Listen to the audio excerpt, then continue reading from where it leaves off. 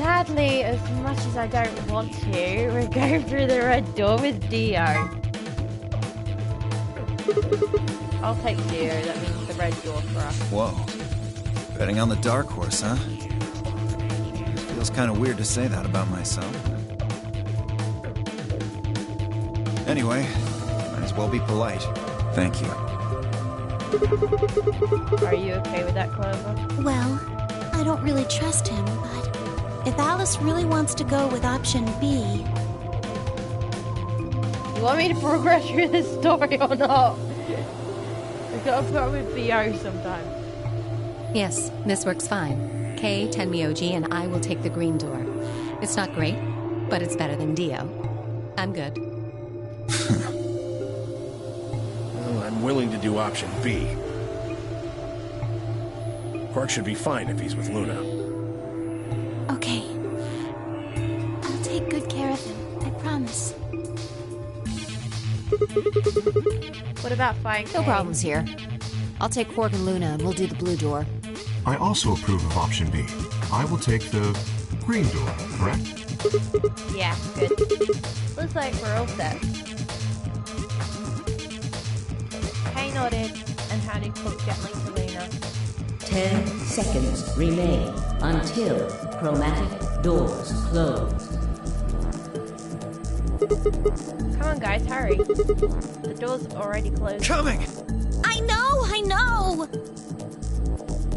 With seconds to spare, we leapt across the threshold. 2, 1, 0. Chromatic doors closing.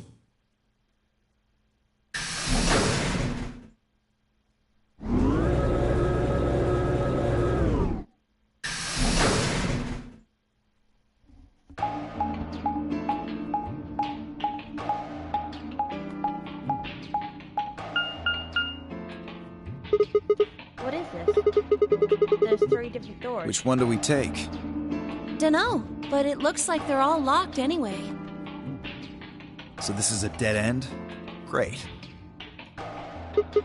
No, hold on. What's this thing? Well, it's got a lever on it. Don't get too attached. It's probably a lever. Dot, dot, dot, dot.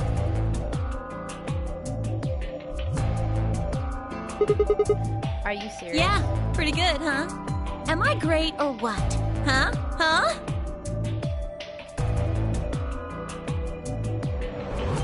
Hey, Sigma, is this chick simple or something? I wouldn't rule it out. Let's just take it easy with her, okay? Hey! What kind of a gentleman has a secret conversation in front of a lady? I guess it can't be helped, though. You boys just secrete secrets. Dot, dot, dot, dot.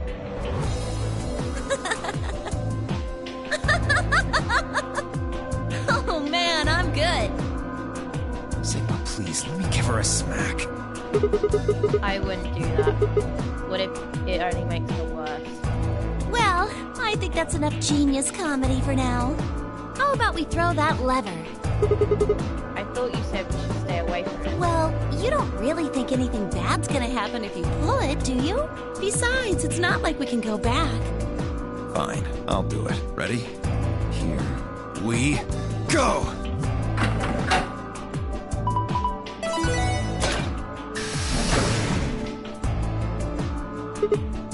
Huh? Center one open. Looks like the others are still locked, though. Through the center one, then. Forward! Without waiting for a response, Clover marched through the door. Dio and our shadow guards shook our heads and followed.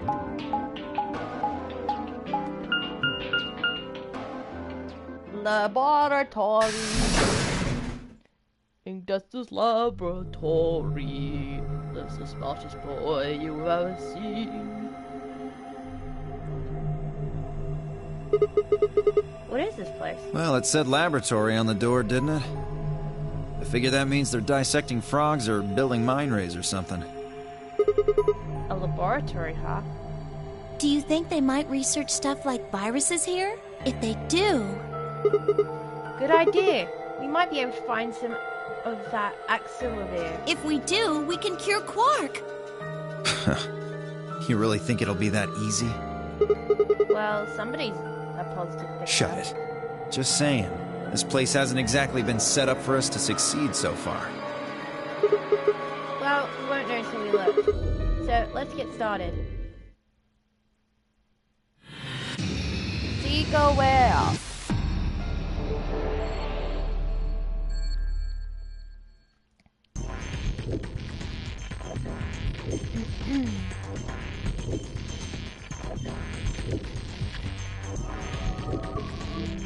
There's something on this tray. Empty. Well, there isn't anything in it. Do you think we're supposed to stick this metal part into something?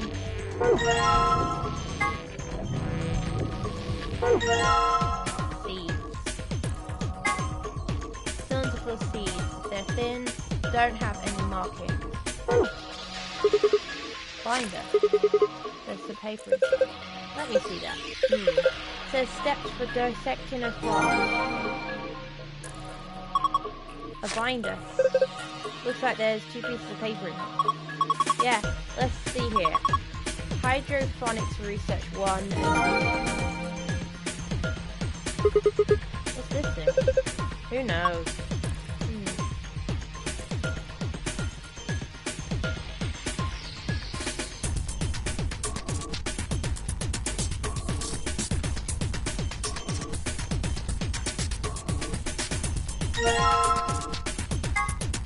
A cylinder full of seeds. They're round and striped. These look like something you might put a specimen in. Maybe, but there's nothing in them. What the hell is that? A dead spider? Maybe it's a fake beard. Have you ever seen a person with a beard like this? Yeah, my grandpa had one. It looks like a root. It's probably some kind of specimen.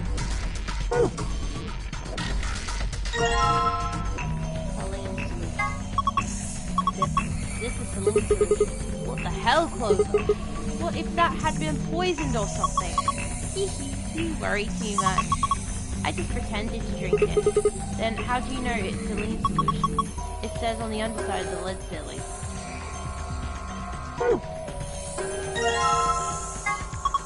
Look, it's Lord Hoppington. Don't give it a name. Aw, it looks like he's dead. Yeah, he's probably been preserved. I think the liquid inside is ethanol. How do you know? The smell. Really? Yeah, it smells like disinfectant, right? And besides, scientists preserve stuff in ethanol all the time.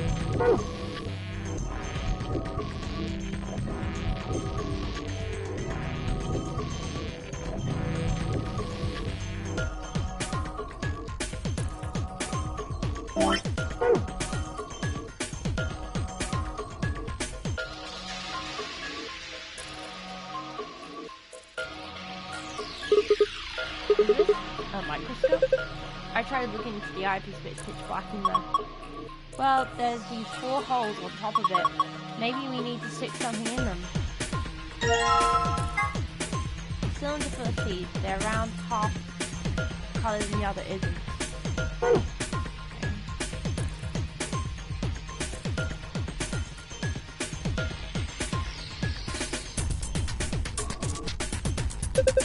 A binder. There's some paper inside it.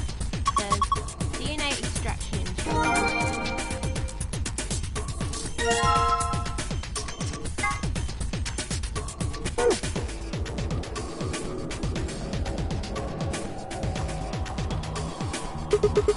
And look, all these pipes.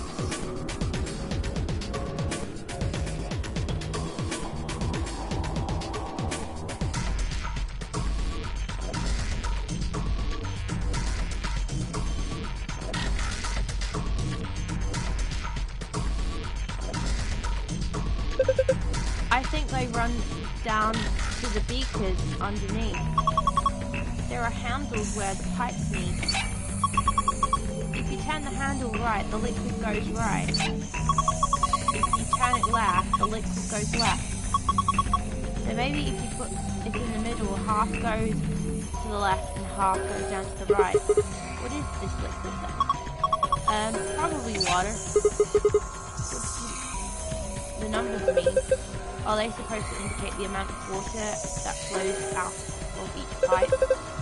There aren't any units, but it looks like 80 something of water come out of the center pipe, and then each pipe after the split gets 40. So we're supposed to regulate the flow of water with the handle so that each beaker gets the correct amount.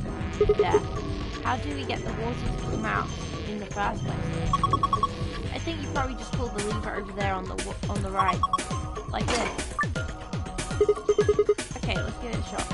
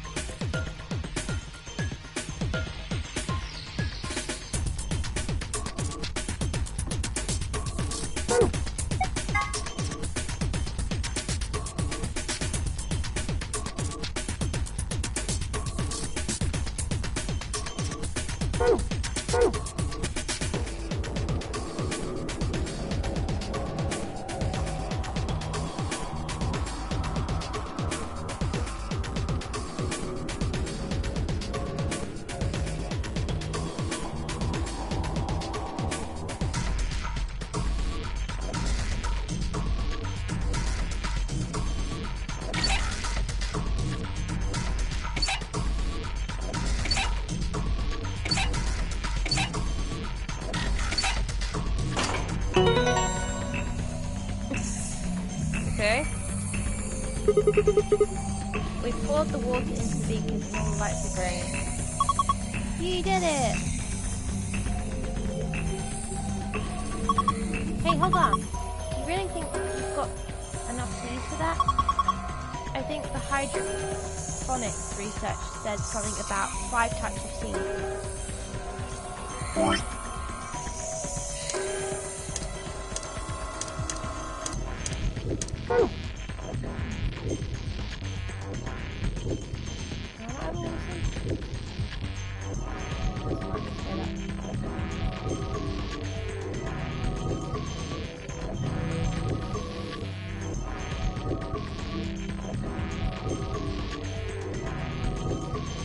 Oh, there it is. Hiding there.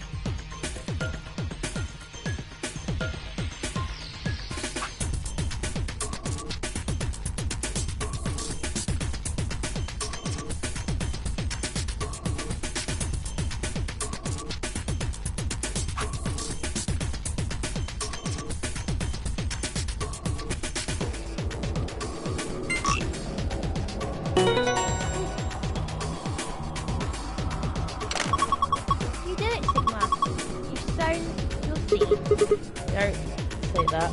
Huh? Why not? Just stuff. Quiet, you two. Look at this. Oh, a red capsule.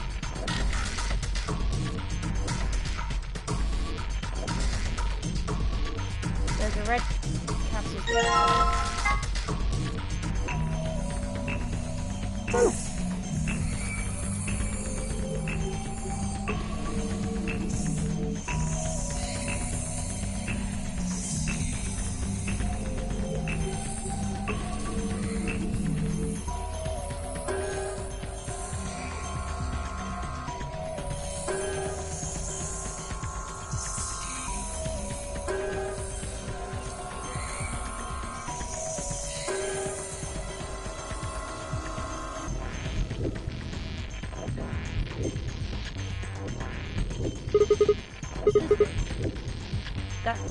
top that looks like some sort of industrial bit.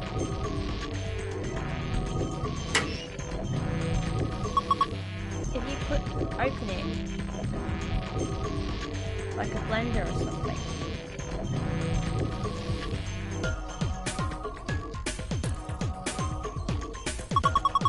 I don't think you use it for cooking though. Maybe it's for scientific experimentation. We are in a lab. Yeah, you could probably pulverize just about anything with something this heavy duty.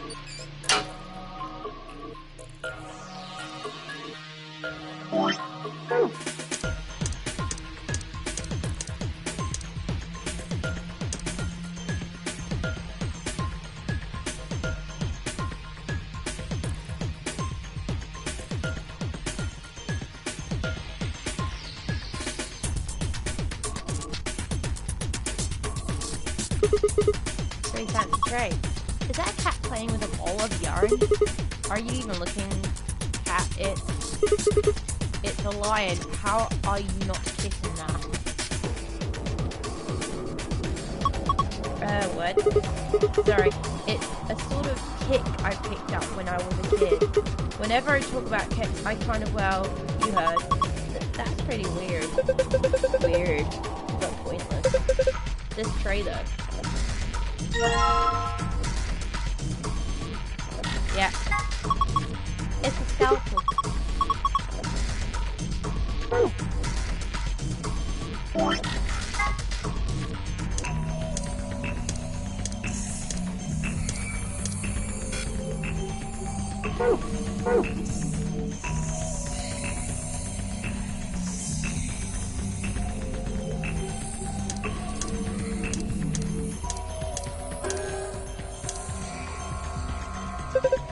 Wait, hold on. Are you planning to take that frog out of there?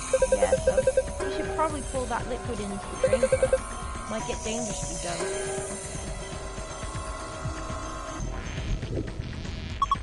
Huh? Why'd they put a speaker here?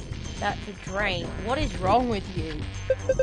Oh, I see. You've got the frog there. Planning to take it out, I assume. You should probably pour the ethanol down the drain first.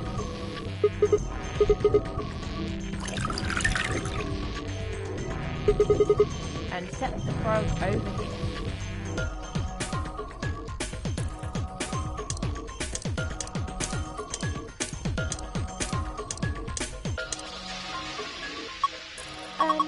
Sigma, what are you going to do with the scalpel? Are you going to cut Lord Hoppington open? Well, I don't really have a choice, do I? But poor Lord Hoppington. What are you freaking out about? It's dead. That's not the point. It's still sad. Yeah, it is kind of sad. Oh, for the love of... This frog is dead. It is an ex-frog. Fine. I'll do it. Hey, well, I guess that saves me the trouble. Huh? Something came out of its stomach. A blue capsule. Lord Hoppington, why? You left us too soon. Shut up.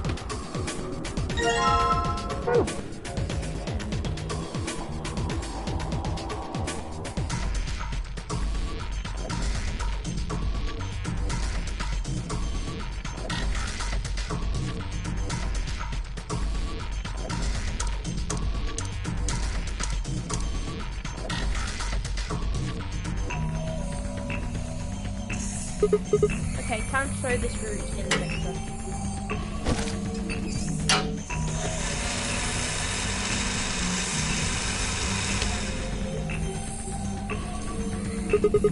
Alright, done. What do we need to do next? Is there anything in the DA extraction instructions?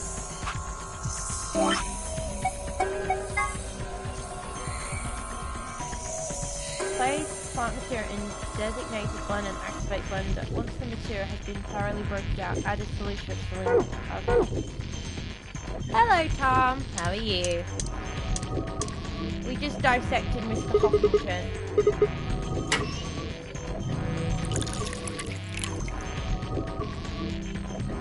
and a funnel above the speaker.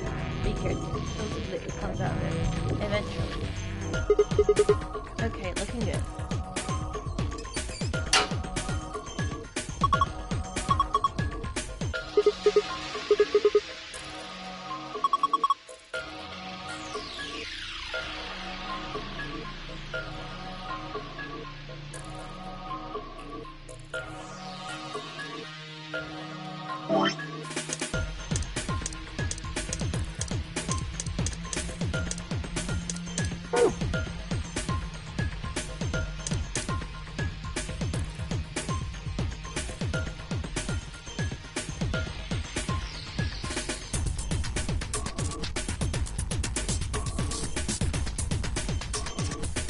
I'm okay.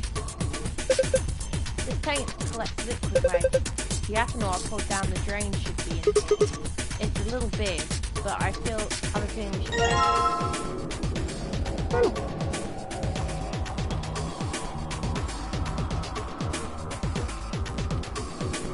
Yeah, I have heard of it.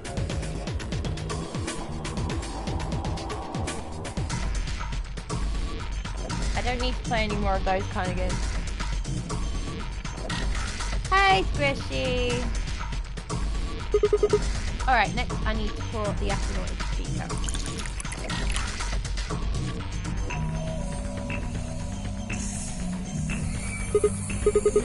I guess it should do it.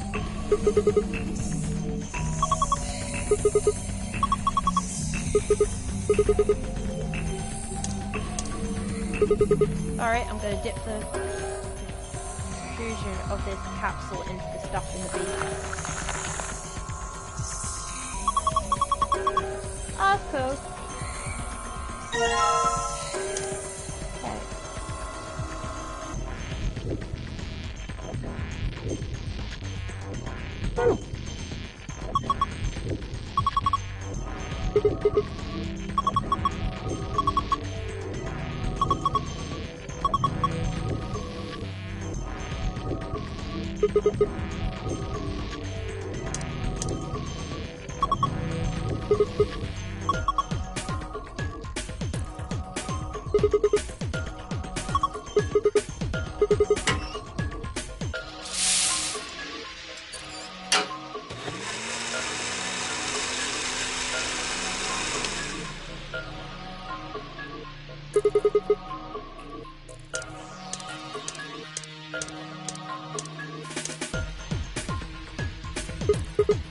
What is it I need to do again?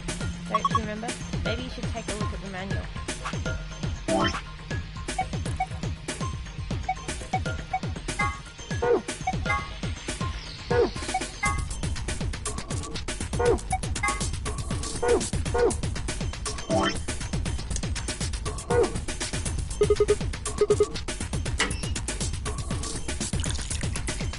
Hey Heaven, how are you?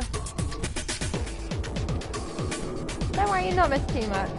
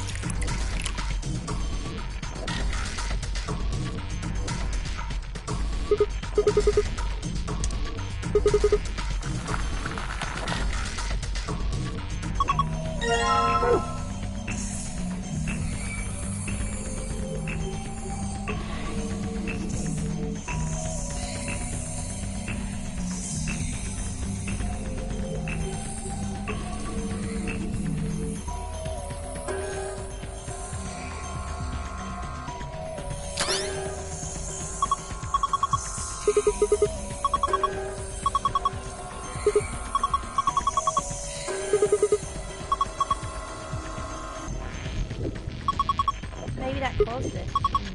Anyway, let's have a go and have a look.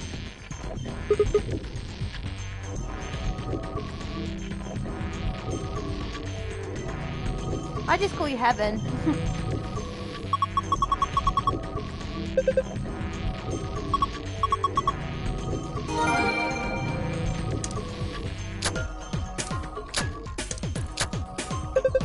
Sigma, come here. What's wrong? I can see something in here. What do you think? Just look. It's easier than explaining. What the heck is this? Probably a simplified version of a DNA sequence. A is adenine.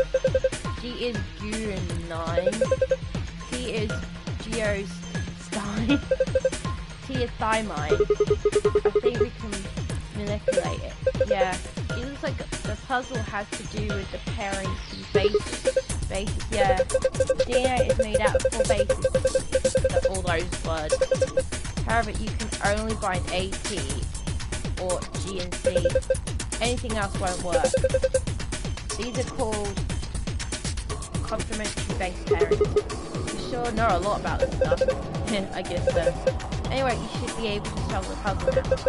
Give it a shot.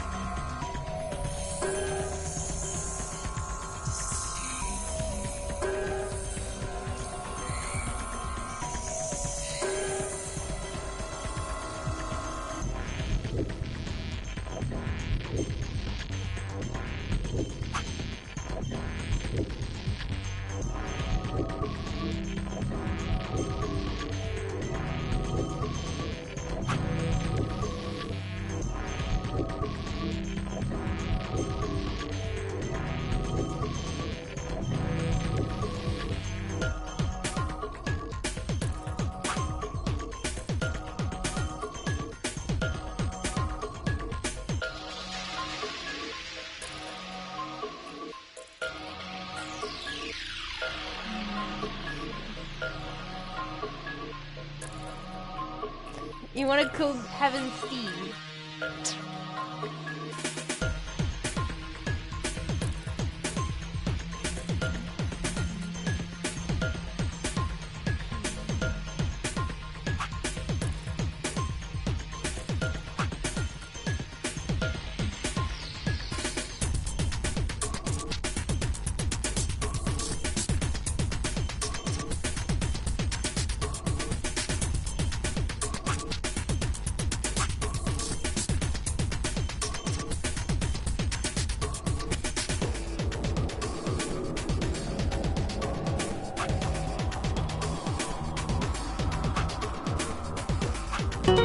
Whoa! Jeez. Ah, did it. Good job, Sigma. That was awesome. You want a treat? I'm not hungry. You're a turkey. What in the hell? Stop screwing off. We don't have time for that. Get over here and look at this. Huh? There's something on it. Huh? It's different now. The shapes are in a different place.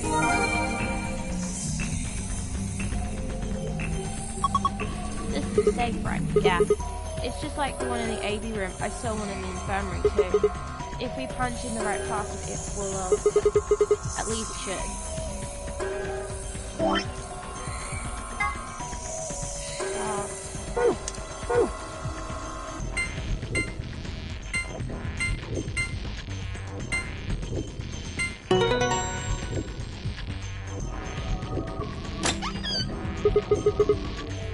Yes, it opened. You did it.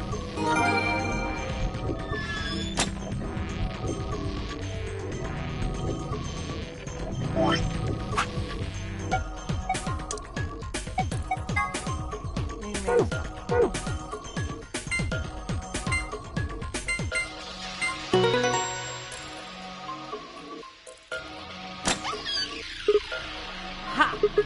It opened. Awesome! The suspense was killing me. Okay, what have we got here? First is a map. It says floor B. The one I found in the infirmary said floor A. So did the one from the lounge. Then that would make floor A the top floor, right? I mean, we rode the elevator down to get here. Yeah, I guess so. Alright, let's keep going. There's a lot of stuff in here. These are the key cards. Each one's got a picture of a moon on it. Then these have to be the cards the announcement's talking about. Looks like they gave us two, just like with the sun card. I'm a solo, so I'll hang on to one. Cool? Sure thing. Next up, we've got a notebook. Anything interesting? I can't read any of it. Are these even lessons? What the heck is this? Isn't it a journal? It's got dates and stuff. Maybe, but I can't read any of it. What language is it? Who knows? Maybe it's Brazilian. They speak Portuguese in Brazil. Anyway, what else have we got here? Looks like two more things. Is that medicine? What does it say on the label?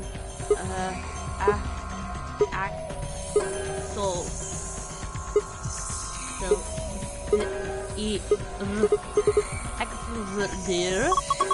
Excalibur? Wait, did Luna say something about Excalibur? You're right! This is it, this is Excalibur. It's the cure for Radical 6. Oh, don't jinx it. Whoa, hold on. Let me see that. Later, we need to get out of here as quick as possible. Yeah, we need to get the stuff to core. First, we've got to get out of this room. Yeah, but that's easy. You've got it, right? There you got the key. Yeah, let's go.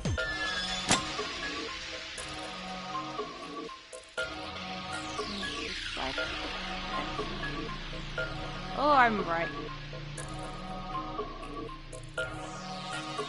The lock's for the door. Right, now it says lock.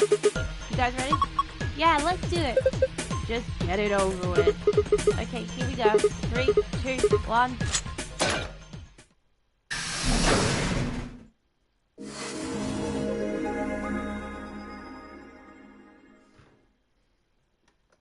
Hey, hold on a minute. There's something... I guess there's a couple of things I want to double check. Well, one of them's not really significant, I guess. Huh? First off, this machine. We didn't even end up using this thing, did we? Yeah. I was just wondering what it was. Well, I'm not sure how I'm supposed to answer that. Look at the side here. There's a name or something. IG Replicator. Replicator makes it sound like it makes copies of stuff.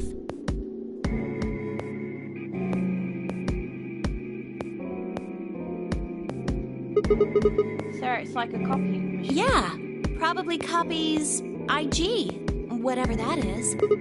Who knows? Ice cream by the gallon? Of course! This machine must be here so we can just make all the ice cream you want. Are you nuts? You're one idiotic girl, you know that? In other words, an IG. Oh, good one! Hey, this isn't the time for stupid jokes. There's a helpless child back there in the infirmary who needs our help. He was right, of course. I hung my head in shame. At any rate, as long as we don't know what IG means, we can't do anything with this machine, right? That's right. Makes sense. I know what it does. On to the second issue. Sigma, you found a journal and some sort of vial in the safe, right? Yeah. The vial. Could you show it to me again? I didn't really get a good look at it before.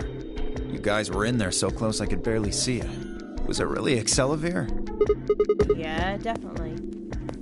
As I spoke, I pulled the vial out of my pocket. See, it's written right there on the label. Excalibur. You really are an idiot. Huh? Although I guess in this case the G in IG stands for guy. What? I don't. The words were barely out of my mouth when he moved. Before I could blink, the vial disappeared from my hand. Hey, what gives? What are you doing? Dio slipped the vial quickly into his coat. Oh, don't worry. I'll keep it safe. I'll even give it back to you later. No, not later. Give it back now. I don't think so. If you want it back, you're gonna have to listen to my request. Request? Yeah, that's what I said. If you want this back, in the next AB game, you have to choose Ally. Ally? Wait, is that why you took the medicine to blackmail me? That's horrible! You're using Quark's life as leverage! Well, I've got some really good reasons to do so. I'll be happy to give it back if you just do what I say. I didn't realize until they started to hurt that I curled my hands into fists. If Dio would only give me an opening. I wouldn't try and take it back by force if I were you. You make any sudden moves and I'll smash it. He patted his pocket gently. Oh, and one more thing. Don't tell those other idiots that you found some Excelavir in here. I hear one word about it, and the next thing you hear will be little bits of glass shattering on the floor. Damn it! That's not fair! This game isn't about compassion. It's not about being clever. It's about one thing. How well you can manipulate people to your advantage. How unfair you can be. So, what are you gonna do? Ready to promise me you'll pick Ally?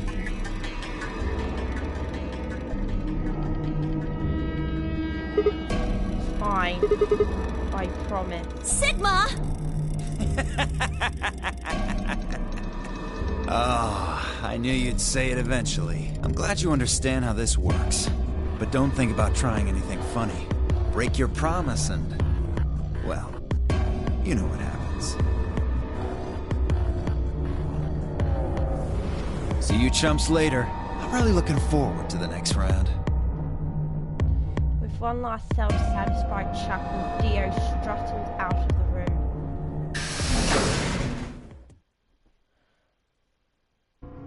Are you really going to do what he says? Yeah. Sigma, you've only got one BP right now. If we choose Ally and he chooses Betray... Of course he's a big dick! I know. I'll drop to -1, and that means I'll get penalized. But that means... Look, it's not like I want to, alright? If we don't do as he says, then he'll destroy the medicine. If he does that, then Quark will. Quark will. So you're going to die to save his life? That's... Why would you do that?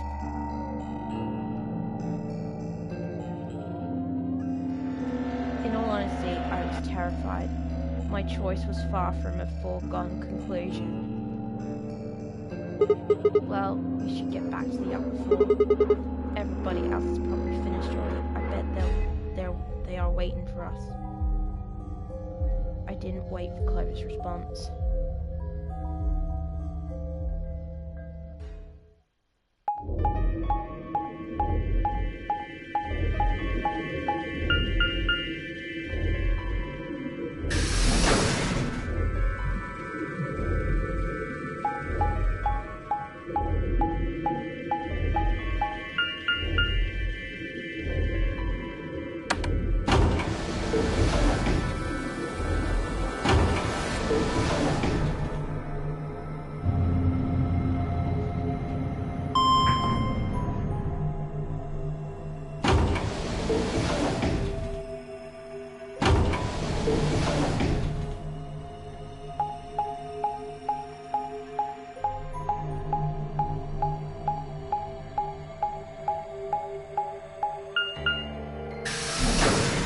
Yes.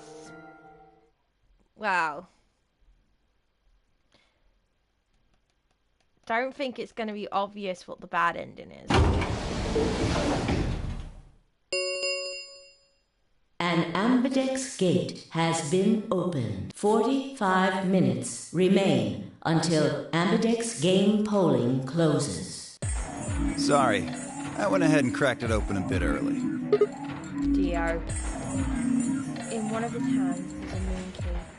He twirled it around like a veteran gambler, grinned and slid it back into his pocket. You don't mind, right? I figured you and Clover would get up here right away. Besides, I thought it'd be best to get this done soon before you lose your nerve. I don't know about you. I'm really looking forward to the next round. I glanced around the warehouse. Alice and Kay were back, as was Spy,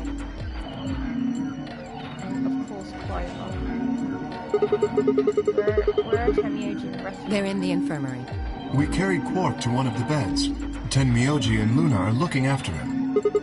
How's he doing?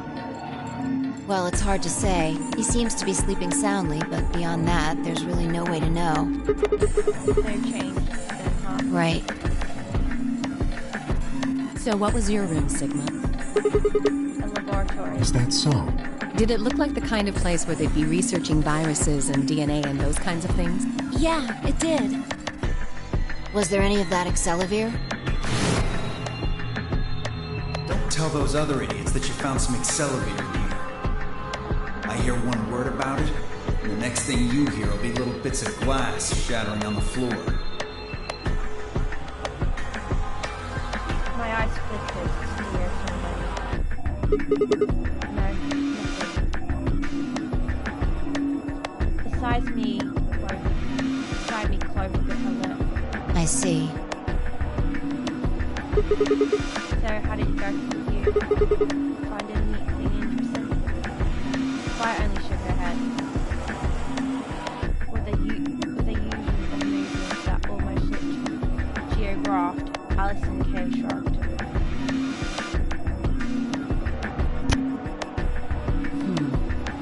Where does that leave us? We still got about 40 minutes left until voting ends. What are you gonna do? I'm a little curious about that lab you found. I thought I might go take a peek at it. I'll show you the way then. That would be wonderful. I think I'll go have a look at the room Alice, Kay, and Tenmyoji found. Never know. Maybe you missed something. Perhaps there's some Excelivir hidden somewhere in there. Bastard. Then I shall take you there. What about you two? Where are you going? Well, I think I'll start by heading over to the warehouse to see how Quark's doing. Then I will too. Glad that's settled. She nodded to Clover and then disappeared through the magenta door. Dio and Kay followed a few footsteps behind.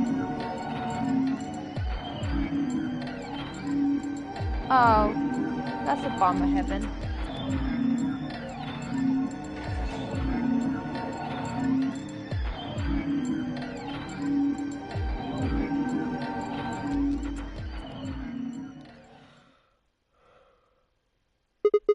Okay then. Guess we should be going to... Hold on. Show me that journal first. Dio told me about it. You wouldn't tell me anything about the lab, except that you found a journal with, his words, some sort of bullshit language. You said you had it, so I was hoping I could take a look. Yeah, okay. I dug the journal out of my pocket and handed it to Vi. She began to flip through the pages, her eyes quickly scanning each one. This is Latin. Latin? You mean you can read it? Yeah, with time and a dictionary. So in other words, no. Pardon me for not being able to translate a dead language on the fly. This looks like some kind of research log. It's not going to be some sort of, I took the dog for a walk today. It was nice kind of stuff. I can understand a little of it. Mostly conjunctions and things like that. But most of these words I've never even seen before. Vi started to leaf through the book again as she spoke. Then suddenly she stopped. Wait. Wait. I can read this one. Page 216. This isn't research notes. It looks like a personal entry. What's it say? Don't rush me. This is gonna take a minute.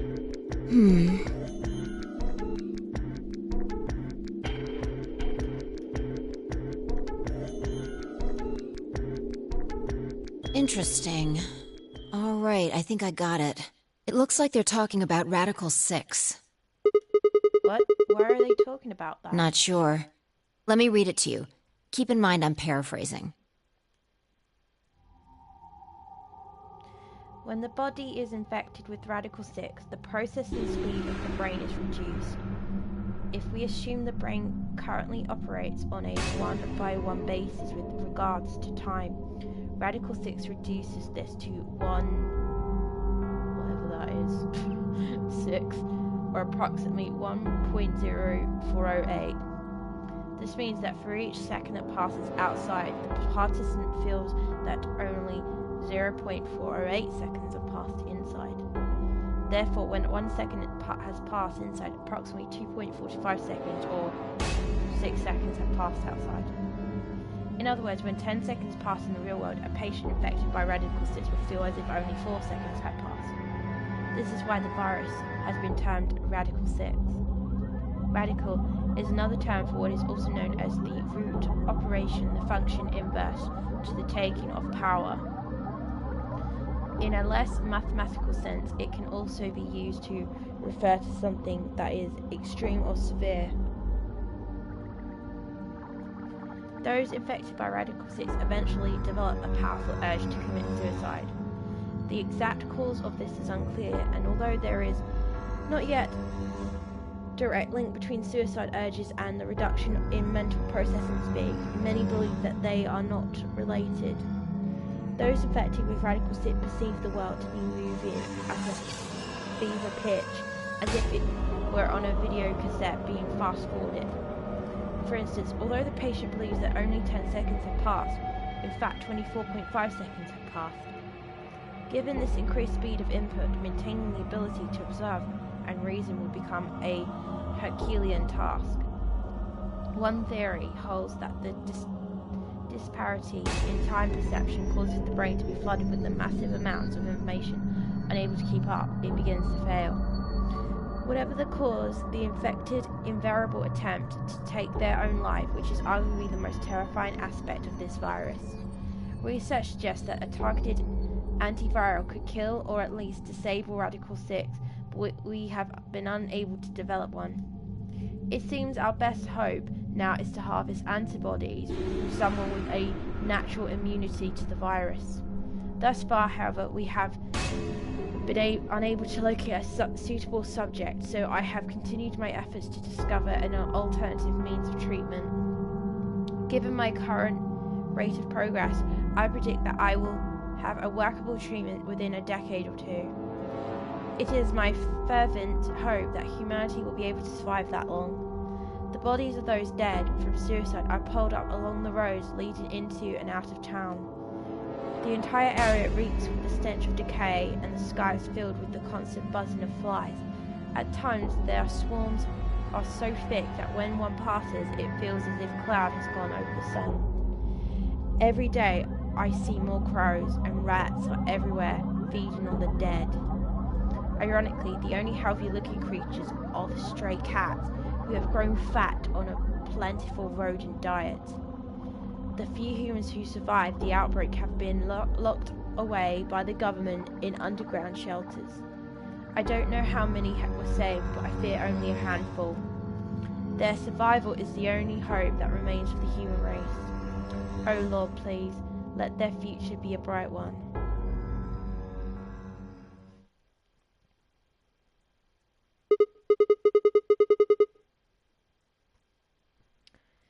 Whoa, that's a lot of information. Now we know what the virus does to you, though.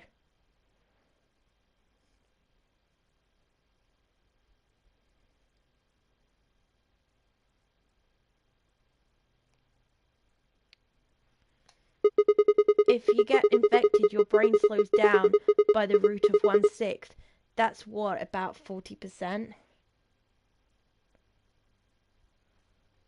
That isn't the important part. Those infected by Radical 6 eventually develop a powerful urge to commit suicide.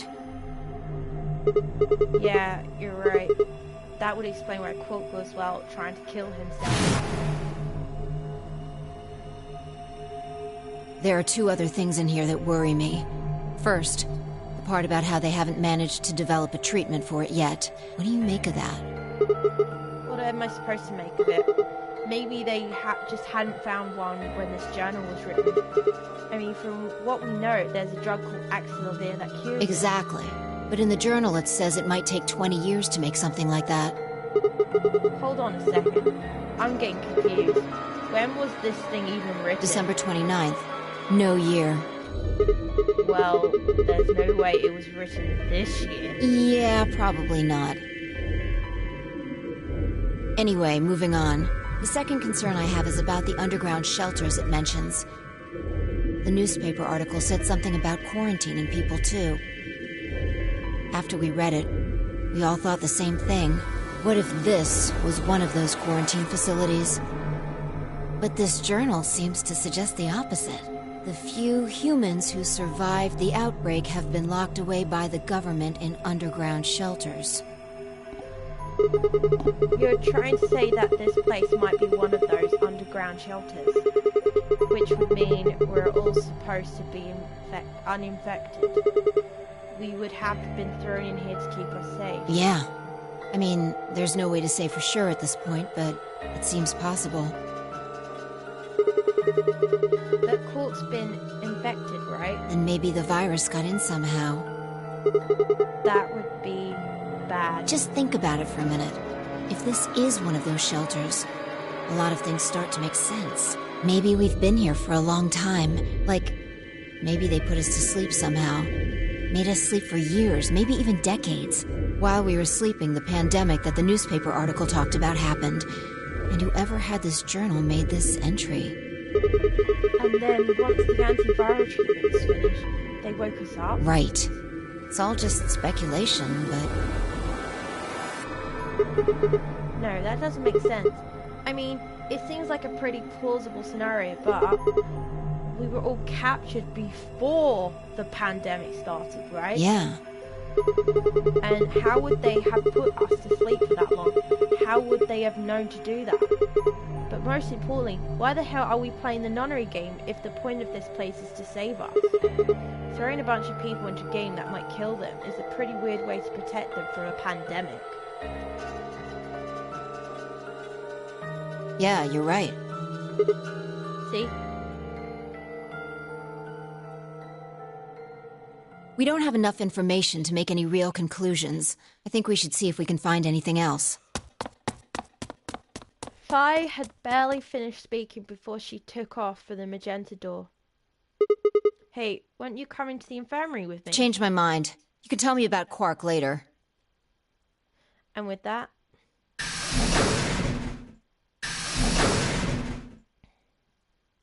she was gone. Man.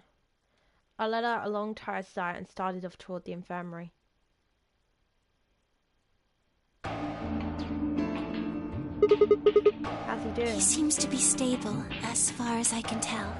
Still sleeping. I see. Mind if I have a look? Please, go ahead. I made my way around the partition to the side of Quark's bed. The journal and the thing Fi and I had talked about would definitely need to be addressed. For the moment, the AB game was what I needed to concentrate on. Lives were at stake. Mine. And Quark.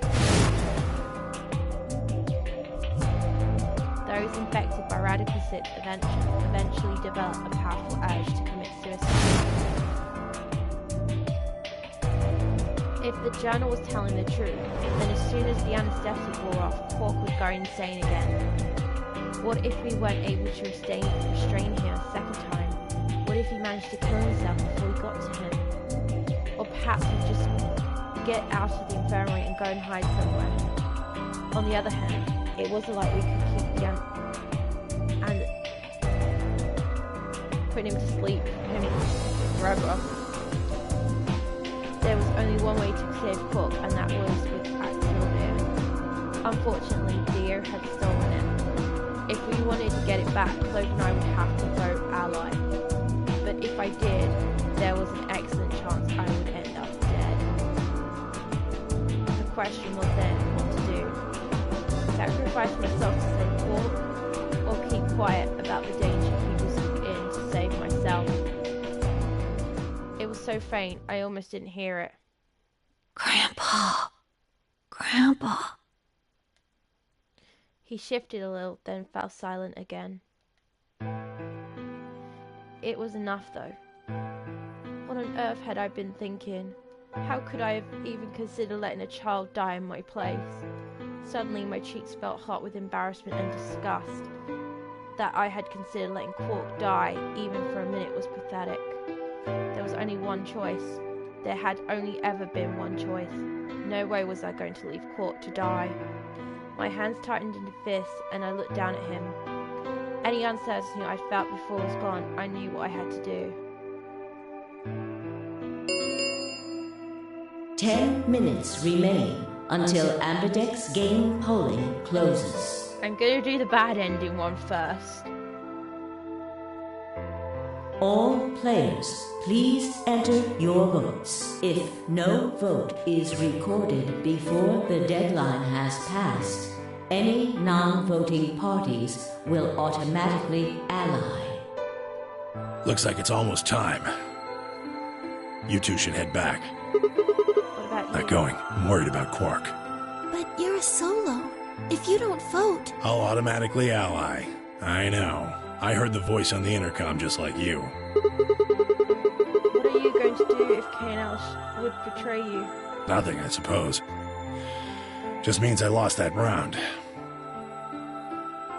I'd just be voting ally anyway. You know who my opponents are, right? Alice only has one BP left. If I pick betray and they chose ally, I'd kill her. I'm not so desperate to escape that I'm gonna kill someone for it. And even if I was, I can't leave Quark behind. You see? Doesn't matter if I go into the AB room or not. My vote's the same either way. Tamioji's mind was made up. Trying to persuade him to leave would have been pointless. Alright, take care of Of course. You worry about yourself. Let's go. Okay. Luna and I headed out of the infirmary, leaving Tamioji and Quark behind. Yeah, I'm gonna turn Sigma into a dick and vote betray. When we got to the warehouse, we found everyone else waiting for us.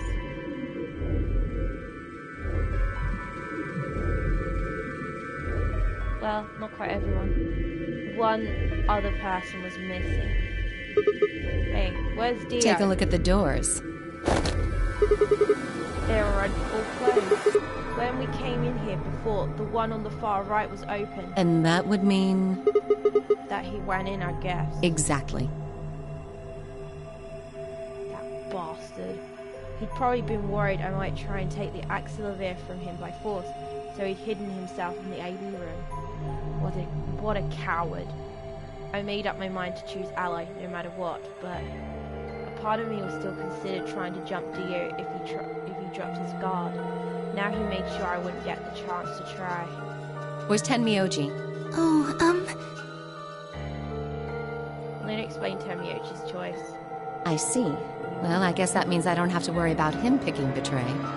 right. What will you guys be choosing then? Ally, of course.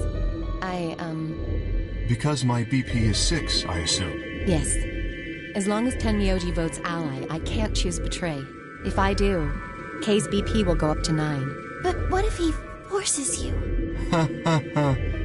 You needn't worry. I would never do something so crass. Really? Of course. Then you don't need to go in there. Excuse me? Alice can vote by herself. Then we don't have anything to worry about, right? Well, I apologize, but I'm afraid I can't agree to that. Why not? I just can't. Shall we go, Alice? Hey, hold on a minute there. Kay continued briskly toward the AB room as if he simply hadn't heard Vi. Alice scrambled to follow him, perhaps concerned that he would lock her out. Only seconds later, they disappeared into the third room from the left. I hope Alice is going to be okay. Well, there's nothing we can do now. If Kay told the truth, she'll be... 5 minutes remain until Ambidex game polling closes. Time's almost up. Come on, Luna. Right. They headed off at a trot toward the second room from the right and were soon out of sight inside it. All right, Clover, time for us to go. Oh, okay. Right behind you. I sighed to myself and headed toward the leftmost AB room.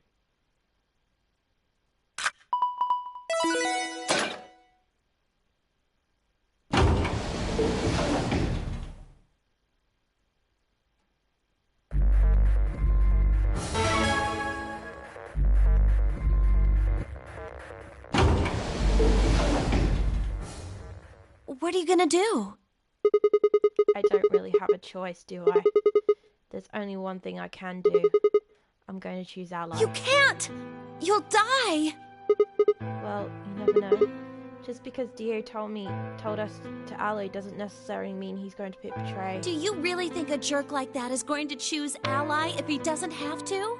No. No way! He's got 6 BP right now. If he picks Betray, then he'll have 9 points! Well, what about you? Huh? You've got 6 BP too, right? If Gio chooses Ally and we chose Betray, then you'd have 9 point BP. What? No, that's not... I didn't even realize that until you brought it up. I'm just trying to tell you that Dio is going to pick Betray. That's who he is. And I'm trying to tell you that I've made up my mind. That's who I am. The only choice is Ally. And the only chance we have to get that medicine back. That's why Dio called you an IG.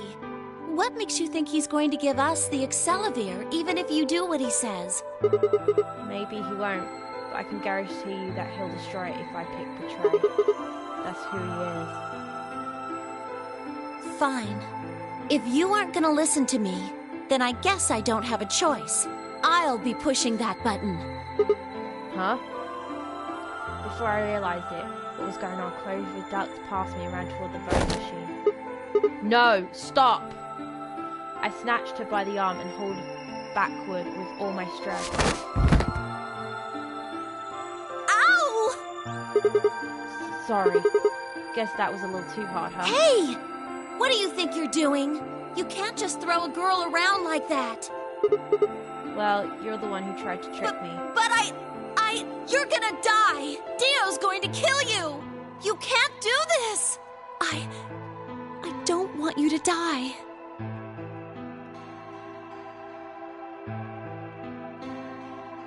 Ten seconds remain until Ambidex game polling closes.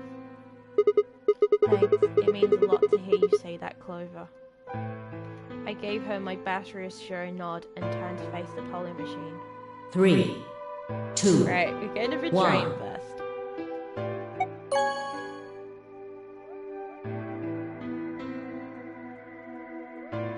Round 2 of the Ambidex game has been completed.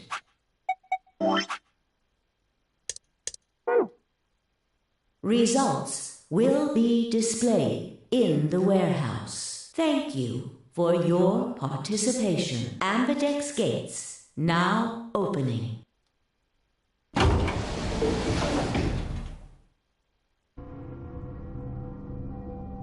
Clover and I walked slowly out of the AB room.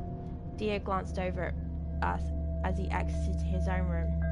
I looked away before he could make eye contact. Sigma, why? After all that stuff you said. I mean, it's not like I'm criticizing you. I think you made the right decision. You don't need to apologize. I think I would have chosen Betray if I was in your position.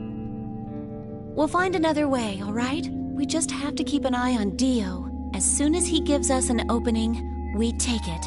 And I'm sure Alice will help us too. Did you tell her? It's okay. We can trust Alice. There's no way she told him. Anyway, let's go check the results. Yeah.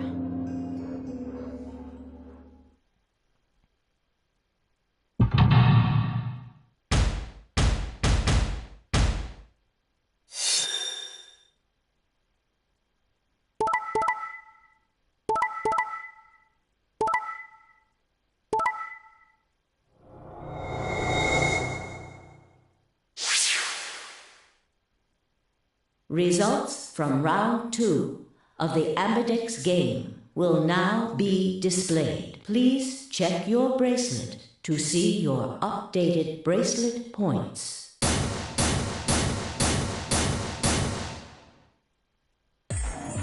Hey, what the hell is this?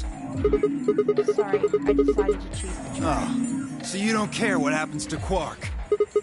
What kind of cold-hearted bastard are you? Jeez. Please, just give it back. Hey, Sigma, what are you talking about? We found the Axolotl in the laboratory. And Dio stole it. What? You mean he has it? Right now? Nah, I don't have it. Well, I won't have it in about 2 seconds. The moment the words left his mouth, I knew what he planned to do. No, don't! I leapt toward him as I spoke, but it was easily too late. Dio snatched the vial out of his pocket, brought it up, and threw it to the ground. No! You bastard. What are you doing? A promise is a promise. If you chose an ally, this never would have happened. You want to blame someone? Blame yourselves. Gah. I had enough. Something snapped in my brain. Bastard. Grrrah.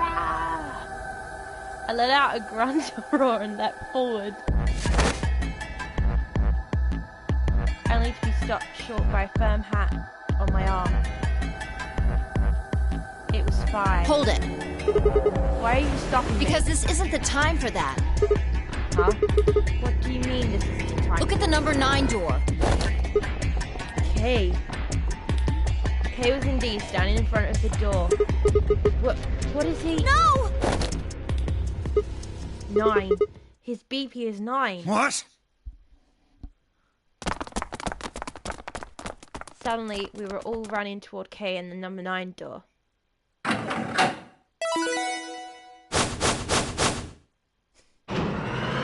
Well, both Dio and Kay were a dick in this part ended.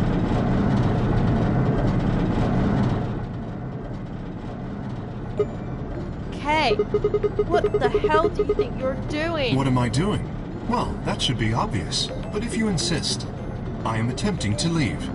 Are you fucking kidding me? I assure you, I would do no such thing. I am perfectly serious. After a rational assessment of the facts, I have concluded that this is the wisest course of action. What is currently our highest priority? The answer is, of course, to save Quark. He must be taken to a hospital as soon as possible. For that to happen currently, the only one of us capable of doing so is myself. That is why I intend to escape. And leave us all behind. Unavoidable. But as I said, I do intend to call for help. Couldn't you have at least waited until the next round? Then you could have raised Quark's BP to 9 and taken him with you.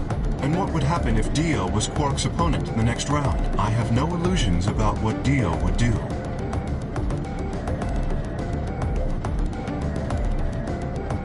I don't This know is either. the most logical choice.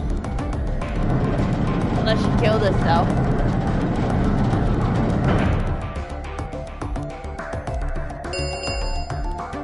The number 9 door has been opened. It will remain open for 9 seconds. Wait! Where's Alice? Ah, yes. Alice is in the AB room. She has collapsed. But you needn't be concerned. She is only sleeping. Oh no! What did you do to Alice? You will need to ask her yourself. I must take my leave. Hey! God damn it! Wait! Dio charged at Kay, but the larger man easily sidestepped him and tumbled through the door just before it closed.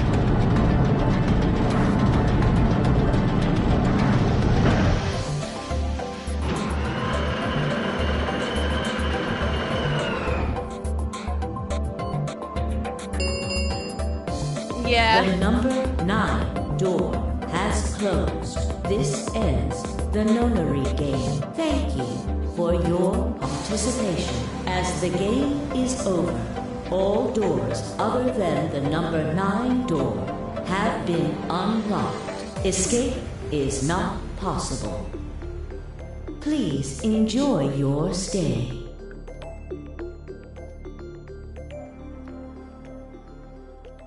Game over. Best endings.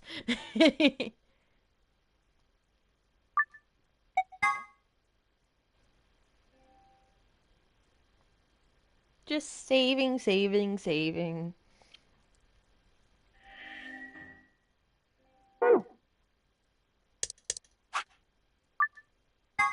Right, now we're going to do the proper ending now for this route. Or end route.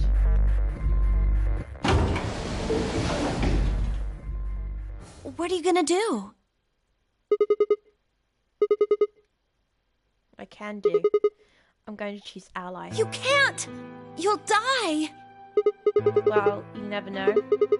Just because Dio told us to ally doesn't necessarily mean he's going to pick betray. Do you really think a jerk like that is going to choose ally if he doesn't have to? No. No way! He's got 6 BP right now. If he picks betray, then he'll have 9 points! Well, what about you? Huh? You've got 6 BP too, right?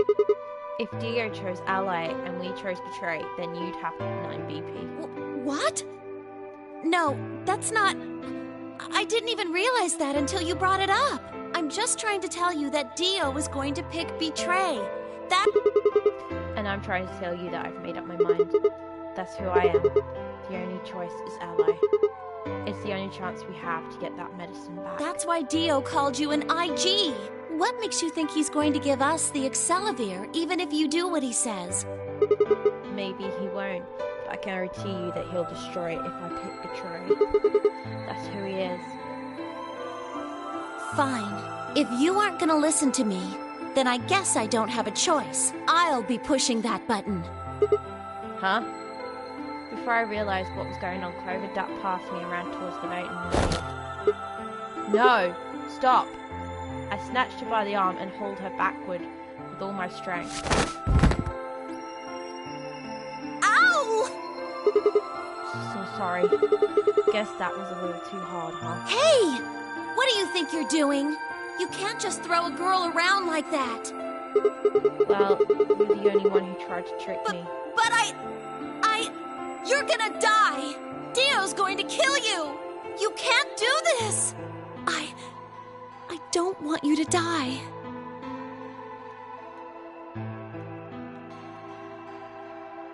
Ten seconds remain until Ambidex game polling closes. Thanks. It means a lot to hear you say that, Clover. I gave her my best reassuring nod and turned to face the polling machine. 3, 2, 1.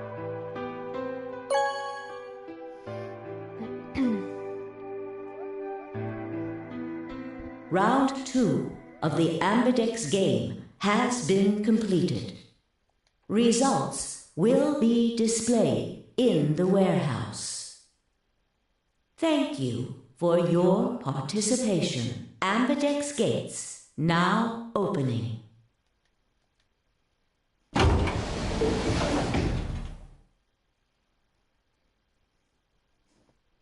Clover and I stepped out of the AB room. For several long moments we just stared at one another. Words weren't necessary. Everything she would have tried to tell me I could already see in her eyes. Let's go. I turned and headed toward the results screen. Sigma! I heard her behind me, her voice barely louder than a whisper. The choice was already made. I stood up straight and kept walking.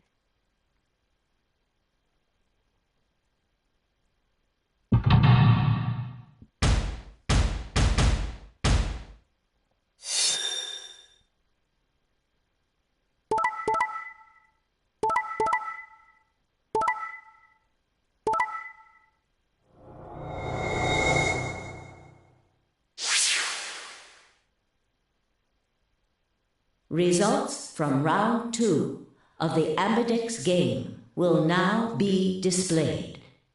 Please check your bracelet to see your updated bracelet points.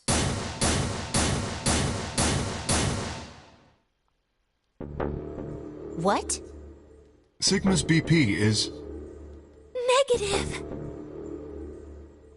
Suddenly, all eyes were on me. I felt their weight, but I stood my ground. It was the result I had expected. I took a deep breath and closed my eyes. I didn't have to wait long. There was a sharp, quick pain in my wrist, barely even noticeable. I couldn't feel anything flowing into my veins, but I knew it was there. First would be the anesthetic, so for real. I blinked and my vision started to blur. When I tried to think, it felt like my mind had been stuffed with cotton. My legs began to wobble and then gave out entirely as I crumbled to the floor. Sigma! Sigma! Hang on! Hey! Sigma! Get up! Sigma! Oh no! Oh no, oh no, oh no! Trying to open my eyelids was just like trying to lift sheets of lead. My eyes had lost the ability to focus, but I could make out a blur that had to be Dio in front of the number 9 door. Damn it! You'll keep your promise, god damn it! I groaned with a Herculean effort, lifted my head, and then with my sluggish body off the floor. Every step was a battle, and whenever I shifted my weight, my muscles threatened to give out again. But somehow I forced myself ahead, a single thought burning in my mind. I would reach Dio. Then at last. The smudge of colour faded into a recognisable person. I threw out my hand in front of him. Give it back. Give me the medicine. Give it back? Don't act like it's yours. Are we supposed to share everything we find here? I don't care. Just hand me the medicine. What are you talking about? We found the Axelavir in the laboratory. And Dio stole it! What? You mean he has it? Right now? Yeah. So? I kept my promise. Now you. I wasn't a fool. I knew the kind of person Dio was. There was a chance he wouldn't give us back the Axelavir. If he didn't, then I'd die with my hands around his throat. I gathered as much of my mind as I could and got ready to attack. Fine. Not quite what I'd been expecting. Here. With a shrug, he pulled the vial out of his pocket and tossed it toward me. I caught it. Oh, I pressed the button too quick. The label was unmistakable. Axelavir. It was the real thing. Clover, take it. I held it out toward her. Right. Of course. She quickly tucked it in her pocket. Good. Now at least Quark will be alright. With that, the loss of my strength left me and I dropped to my knees. Sigma! Are you okay? Sigma! Sigma! I guess this is it. First is the silver rill, which puts you to sleep. 9 minutes later, the tubocurarine is injected, numbing your respiratory muscles. I guess you could say it'll really take your breath away. 9 minutes. Once the sufferer was injected, I had 9 minutes until the muscle relaxant followed it. About 4 minutes had already passed, which left me with 5, give or take a little. In 5 minutes, I would be dead. What could I do in 5 minutes? How could I save myself? I gave a raspy, quiet laugh. Even with death staring me in the face, I seemed to be determined to struggle right up until the very end. Okay, Sigma, you can do this. Clinging desperately to what little consciousness I had left, I racked my brain for any possible solutions. How could I save myself? How? There had to be something. Every problem, no matter how difficult, had a solution. there's always another option. Hopelessness is a state of mind. I just had to think. If there was a way out, I'd find it.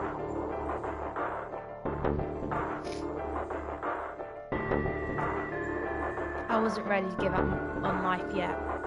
There had to be an answer.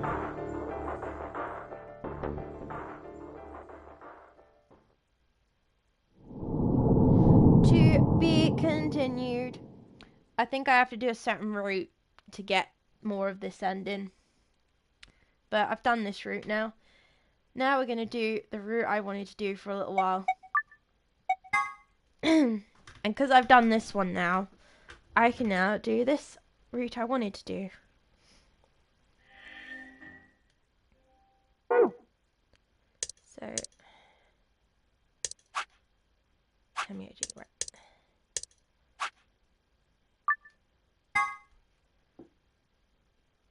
Hello, Maelstrom. How are you? Results from round 2 of the Ambidex game will now be displayed. Please direct your attention to the results screen.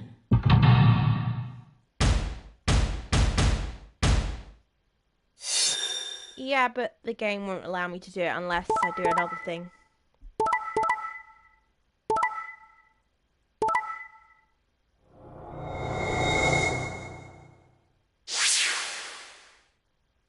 Points have been assigned or subtracted accordingly. Please check your bracelet to see your updated bracelet points.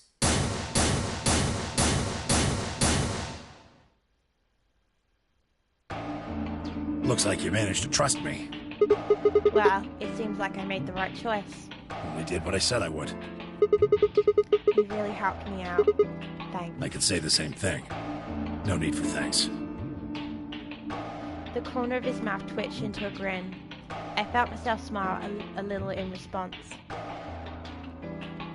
Clover, on the other hand, looked less than pleased.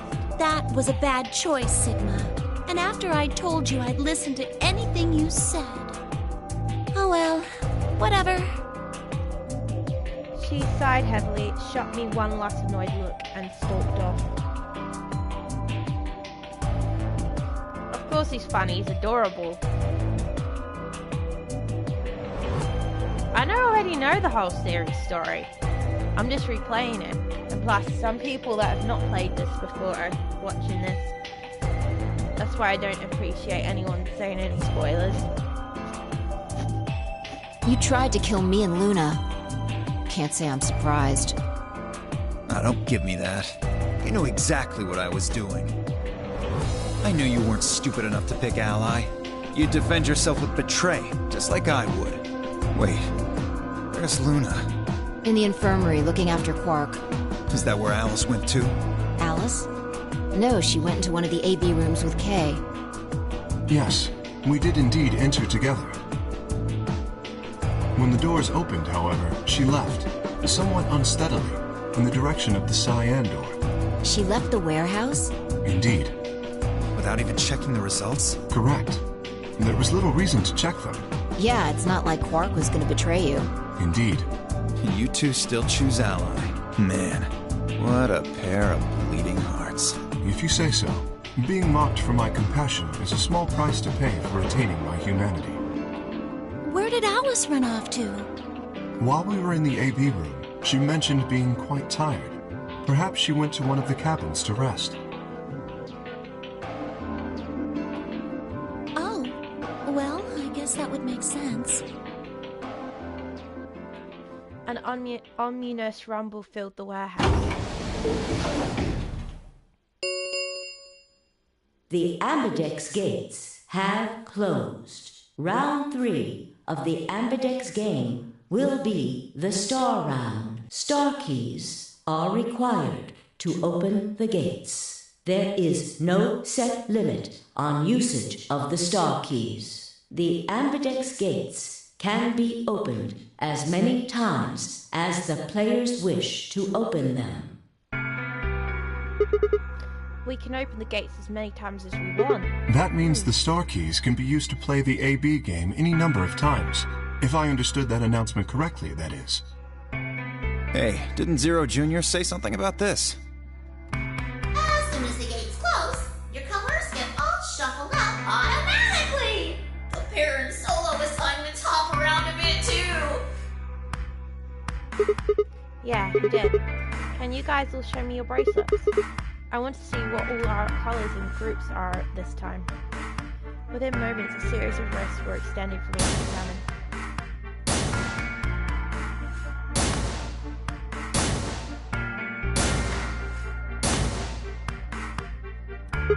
Huh? It looks like all the colors are weird. Hey, anime boy, how are you?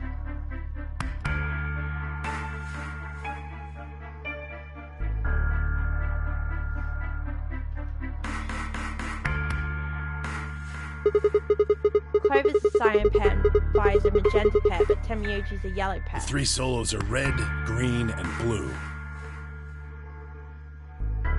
K's red, Dio's green, and you're blue. Then how are we supposed to group up for the chromatic doors? I think they're all going to be white this time. Ah, yes. Dio told me about them. Oh, not jury duty. Very interesting. Yeah, they're white, all of them. I had a good look while I was waiting for Sigma to show up down in the warehouse. You should have seen them too, though, Fi. Yeah, I did. You're talking about the doors in the Floor B warehouse, right? Yeah, so lay it on us. How are the groups going to shake out this time? Fi nodded and began to explain. Option A. Temioji yellow and me blue would form one group. Fi, magenta and Dio green would form another group. Clover, cyan and K red would form the third. Huh? Wait, you mean there's only one option? Yeah. There's no other way we can group up to make white. Alice, Luna, and Quark aren't here to show us their bracelets, so we don't know for sure what their colors are. But it's pretty clear they'll all be pairs, since none of the pairs here have a partner. So there'll be a yellow, magenta, and cyan, right? Right.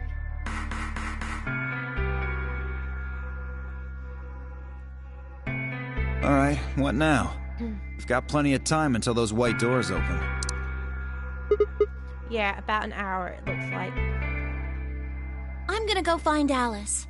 Of course. I'll come with you then. Clover gave her a shrug and 2 of them headed out through the cyan door. Yeah, we're all pretty much chilling here.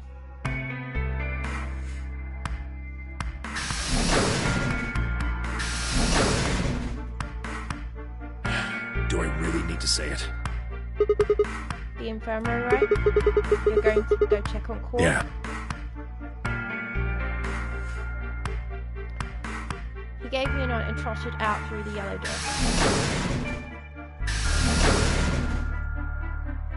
That left only 3 of us, Dio, K, and myself. What are you guys going to do? Yeah, I think I'm gonna head over to the lounge and have a drink. You wanna tag along, Kay? Are you making fun of me?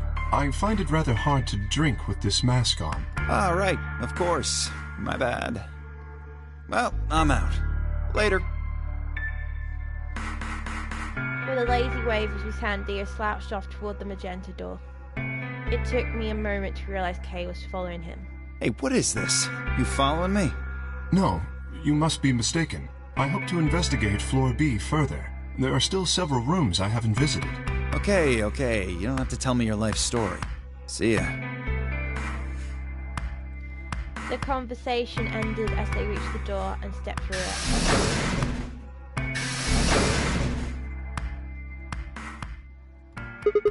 Alright, what should I do? Tonight's that eclipse, remember? What a way to end 2028, huh? Of course. I need to get the rest of the story out of Temioji. The words were scaling out my mouth before I set off as I dead run the hallway and toward the infirmary.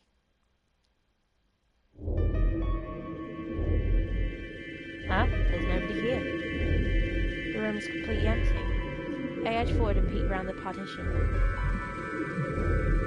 There he was, Temioji. He was standing next to Pork, apparently oblivious to my presence, looking down at something in his hand. Picture? I must have made some small noise because he suddenly looked up, saw me, and hastily shoved the photo back into his pocket. What was that? It was a photo of something, right? What, was it yours? Forget it. It's got nothing to do with you. But all of our stuff we had with us when we got grabbed was taken away.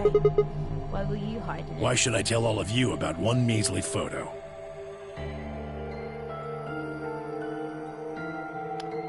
Oh, anime boy, you need to eat. It's bad for you to go a long time without eating. Anyway, where's Luna? I asked her to leave. I wanted to be alone with Quark for a bit. So, why are you here? I wanted to hear the rest. The rest of what? What the hell are you talking about?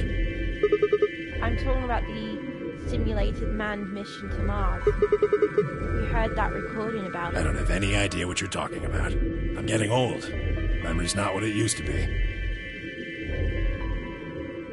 Seem to be forgetting a lot of stuff lately. Hey, nice try, pal. But you're not getting away with it this time. You remember something, alright. You remember so much you told me it'll take way more than 10 minutes to tell it all. You really sure you want to know? Huh? Maybe I'll tell you, and then you'll regret it. Maybe you'll wish you'd kept your fool mouth shut. Just think about all the hopes you've got for the future, and all the happy memories of your past. What if what I have to tell you makes everything you've ever believed ring hollow, and the whole world just crumbles around you? You sure you want that? Hey, come on. You don't need to threaten me. This isn't a threat. I'm being honest here. Are you really, truly prepared? Well, of course.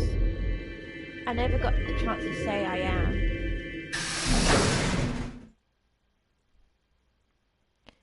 Before I could, fire exploded into the room. Her face a mixture of anxiety and fear. Good. There you are. Did something happen? Alice is... Look, just come with me, all right? She's in the number 2 cabin. Without waiting for a response, Fire spun around and ran out of the room. Temioji and I exchanged a quick, confused look, then leapt out and took off after her.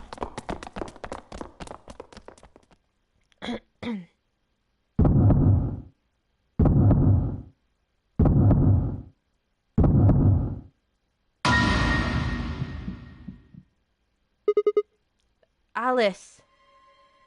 The first thing I saw when I stepped through the door was the blossom of red on her chest. It felt as if I'd walked straight into a brick wall. I stopped short, my body refusing to move. No, why did this happen?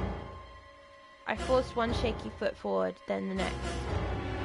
My legs began to buckle, and I put a hand against the wall, steadying myself as my heart thundered in my chest. Calm down, calm down. This looks pretty bad, but you don't actually know anything yet. Yeah, that's right. Maybe it's not too late. Maybe we can still save her. Then at last, I pressed my fingers to her neck, and those hopes were dashed. No pulse. Clearly she wasn't breathing either. Her pupils had dilated hideously, making her face seem somehow inhuman. No, it's not true. Why? Then I noticed it all. All the blood must have distracted me. But now I saw that there was a scalpel buried in her chest. Judging by the position of its handle, she had been stabbed through the heart. I felt a sympathetic twinge of pain in my own chest, and my stomach lurched. Bile and hopelessness rose up my throat. I stood, hands balled tightly into white-knuckle fists, and I took a deep breath.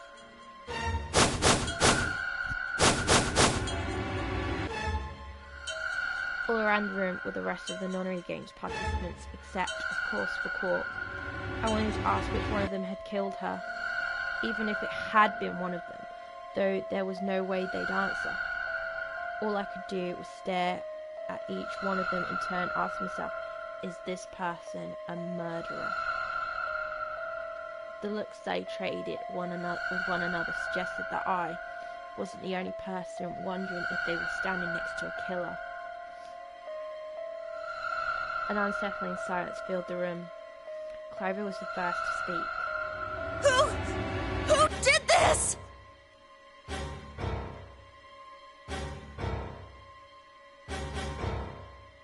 Say something! Answer me! Please, Clover, calm down. We don't even know if she was killed. Then what happened? An accident? You think a scalpel just dropped from the ceiling and stabbed her? Cool it, kid. You did it! You didn't don't you? know, that could have happened. Someone might have thrown it up at the ceiling and then it went... You nuts? Then who did it? Who killed her? Clover, even if we assume that she was murdered, that doesn't necessarily mean the killer was one of us, does it? Wait a minute. You went into the AB room with Alice during the last round, didn't you? Something happened in there, didn't it? No, nothing happened. Don't lie to me! There's no way Alice would just run off like that! She wouldn't leave me! Something happened! If she was going to leave, she'd tell me! She... Hey, Clover, don't you think just assuming Alice was murdered is jumping the gun a little bit? How can you look at her and say that? Scalpels don't just stab people all by themselves! You don't know, they could have done. Oh, I see. I get it now. You're all in on it, aren't you? It wasn't just one killer. It was 6! No wonder you're so anxious to say this wasn't a murder. Clover, please, just settle down. Fine. Show me some proof then. Prove to me in 10 seconds that you didn't murder my friend, or I'm going to kill every last one of you bastards! You're all going to die just like she did! Hey, hold on a minute. 9, 8, 7... Scalpel wanted to hug Alice. Oh, you're a dark anime boy. Clover! 6, 5, 4... Clover. 3, 2, 1...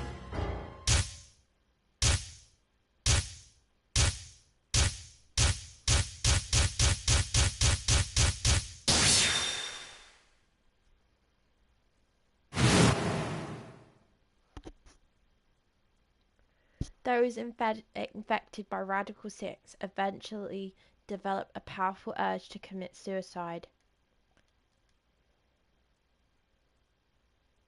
Suddenly, Clover moved. I leapt forward and clamped my hand around her wrist. What are you doing? Clover, listen to me. Alice wasn't killed. Nobody murdered her. She took her own life. What? No. I can't believe it's not murder, Trophy. No, there's no way she'd do that. It's true. She stabbed herself in the heart with the scalpel. All right. Where'd she get the scalpel then? Well, I did hear someone come into the infirmary right after the AB game ended. Was that before I showed up? Yes. I got up to see who it was, but they were already gone. It could have been Alice. so she could have taken the scalpel then. Yes, I think so. You're lying! This is all a lie! It has to be! It's not. It's the truth. Then why did she do it? Why would Alice kill herself? She probably didn't have a reason. What? She's been infected with Radical 6. That's what killed her. But you just said she killed herself! Just tell me the truth! I am. Then prove it! Your 10 seconds ran out a long time ago. So if you don't have any proof... I do. I have proof. There was a journal in the lab, wasn't there, Kay? Show it to me. Journal? It would have been in the safe. Ah, Well, Alice would have it then. Fi, can you? I don't feel right touching a dead woman's body. Could you take a look? Sure. Her hands barely shook as she quickly searched through Alice's clothes.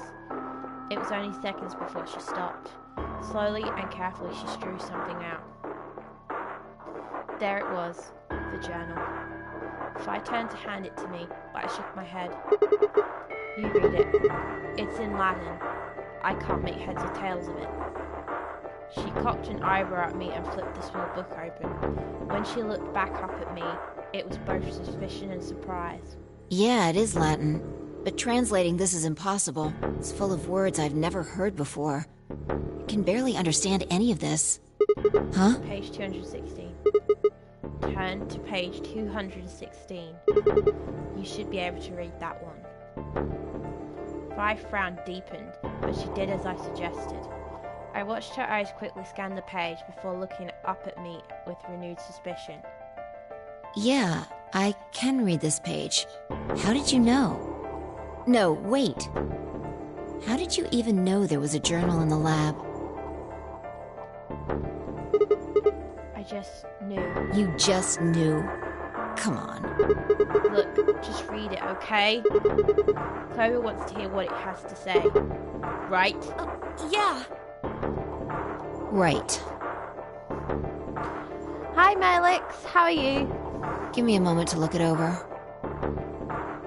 After a few moments of whispering to herself in Latin, Fi began to translate, paraphrasing the contents of the journal. Radical 6 reduces the processing speed of the brain by a factor of root of 1/6. One of the symptoms of Radical 6 infection is an overwhelming urge to commit suicide. Research has shown that it would probably respond to the right sort of antiviral medication, but no one has been able to develop one yet. Nearby towns are filled with the corpses of people who took their own lives. The uninfected have only barely managed to survive and have been sent into the underground shelters supervised by the government. Oh Lord, please, let their future be a bright one. Fi shut the journal with a soft slap. That's good, Malix. Glad you're doing good. A sickly silence drifted through the room. The newspaper article, the recording, the conversation with Temioji, and now this journal entry. There was no more hiding from the truth. The pandemic had already happened.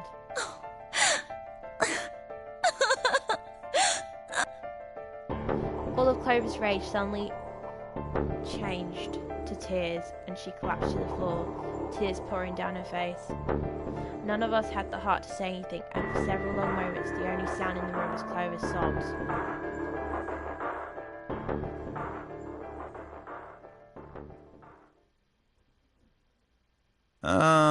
We've got a problem.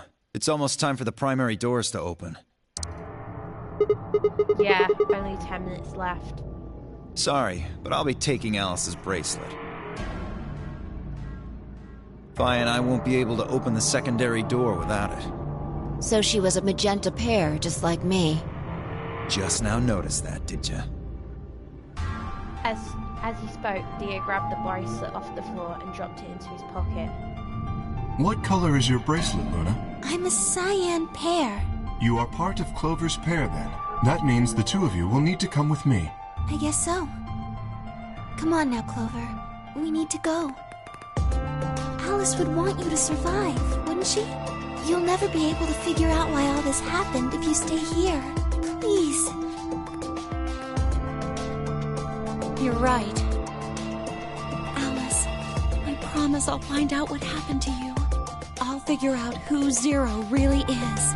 I mean, if you'd never been locked up in here, you never would have... This never would have happened. So it's like Zero killed you. I promise. I'll avenge you.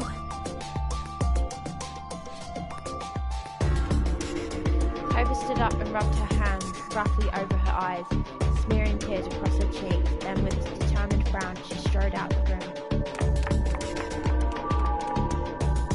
All right, we're out of time. Move, people. You guys head on down to the Floor B warehouse. We'll catch up with you later. Alright. Quark's got the yellow bracelet, which makes him your partner, right? Yeah. Can't exactly leave him behind. Without him, we'd end up stuck in the AV room. Uh-huh. Okay, let's go. We'll see the rest of you once we've picked up Quark. Very well. Until we meet again.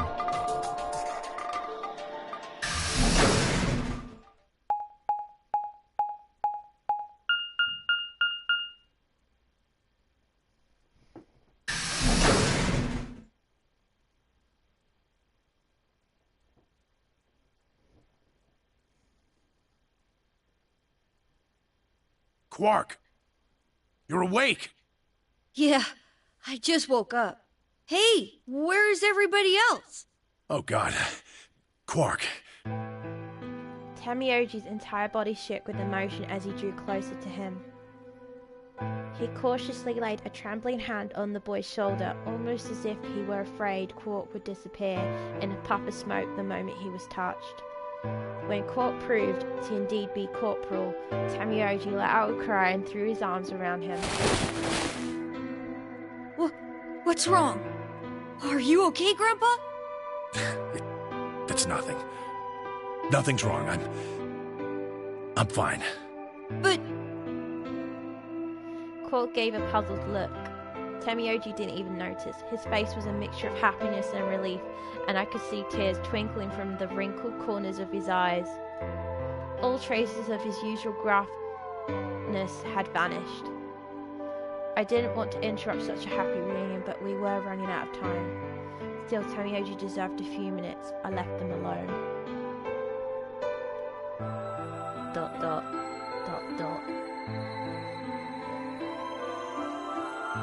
At last, Tamioji seemed to recover and shifted from an embrace to a protective arm around the shoulder. So, how are you feeling? Feeling? Well, okay, I guess. Was I sick or something? No. You're not sick. If you feel fine, then you're fine. Huh? I'm sorry. I should never have gotten you involved in all this. What are you apologizing for? Sorry. You're doing it again. Are you sure you're okay? So, where's everybody else? Mr. Sigma's here, but he's just been standing there looking kind of silly. I gave him a nervous smile and explained about the white doors. I got the feeling Tamioji didn't want Quark to know about Radical 6, so I avoided any mention of it. Alice's death was something I also left for later. Okay, that makes sense. That means I'm on a team with you guys, right? Right. So, these white doors, when are they gonna open? Well, we've got about 4 minutes until the primary doors open. Oh, that's not good! We need to hurry, come on! How do we get to the Floor B warehouse? Okay, we're going.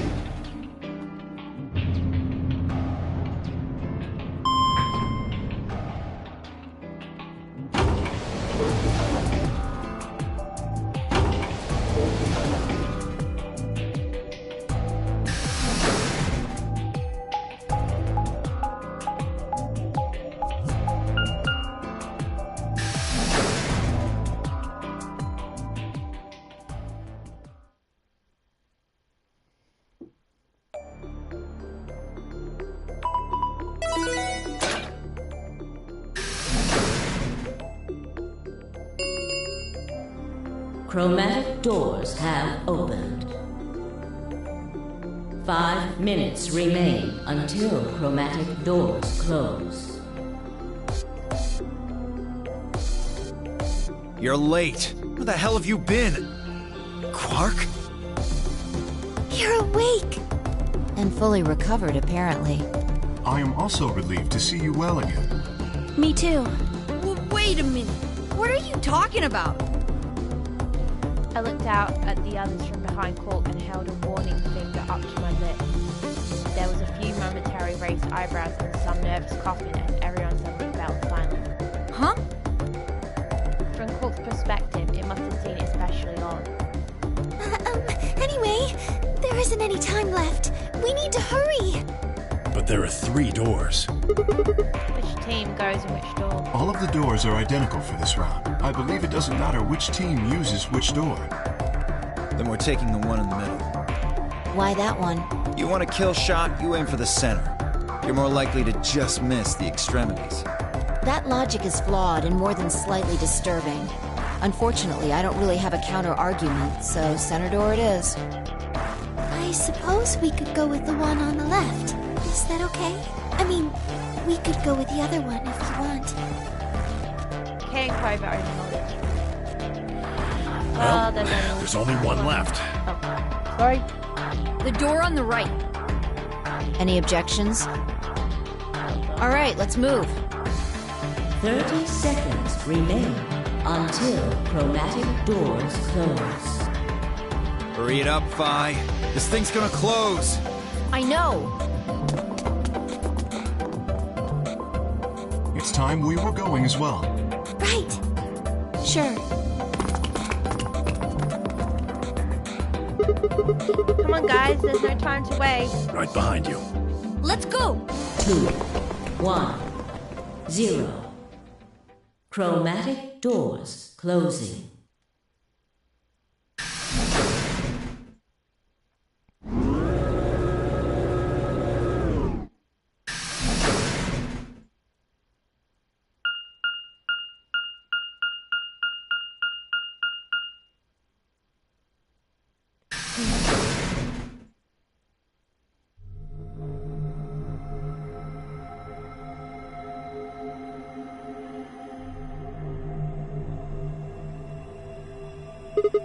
What's this place? Probably the office of whoever it is that's running this place. It said director's office on the door. So this might be Zero Senior's office. Maybe. Or maybe not. Well, which is it? Why the hell would I know? We should look around. If this really is Zero Senior's room, there might be some clues. Yeah, you got a point. Let's get started then. Seek a way out. Let's go.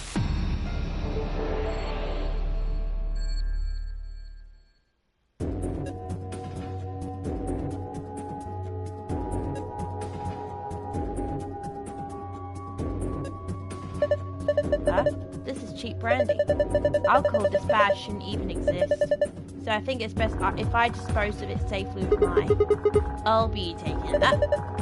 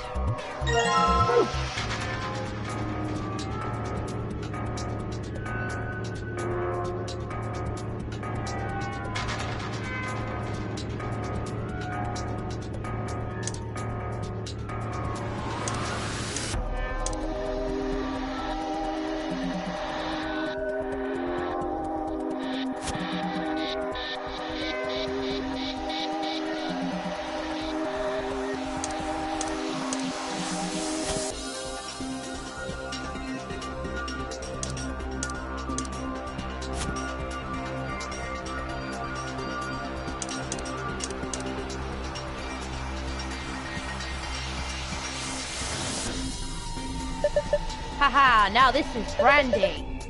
Fenry Penry's 200-year-old reserve. You can tell that just by looking at it. I can smell it. That's some nose you've got there. Here, just let me have a taste. I don't think so. How can you be so cruel?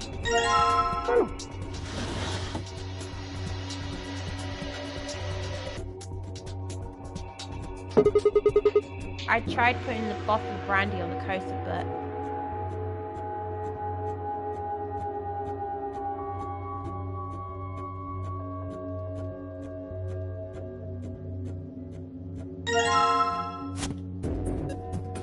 Right, I've got the H.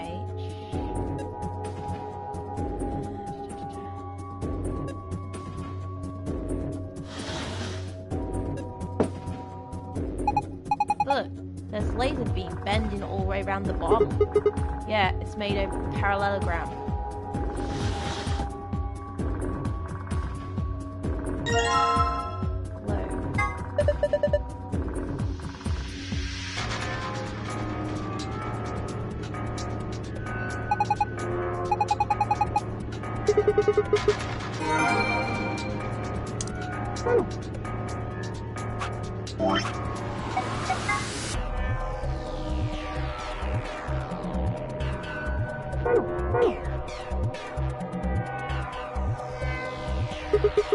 What is this? One of the training machines you see on the late night commercials? I think it's a facial recognition device. What? You put your hands on either side and hold your face in front of the lens.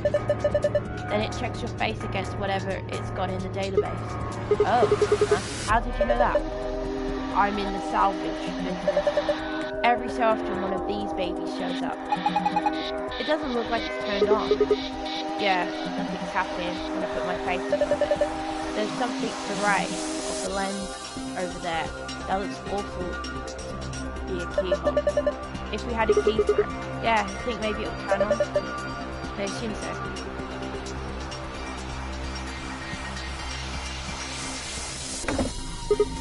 Gah, it's not opening. Is it locked? Yeah, it looks like it. I don't see anything that looks like a keyhole though. There's this diamond-shaped keyhole in the middle though. Do you think we're supposed to stick something in there? What's this? I checked it out earlier, but I think it's just business card holder. Business card holder? Yeah, it's a file where you put your business cards. They've got all these weird shapes on the back. I think maybe if you line them up in a particular way, then you'll get some sort of hint. I'm glad this is fun.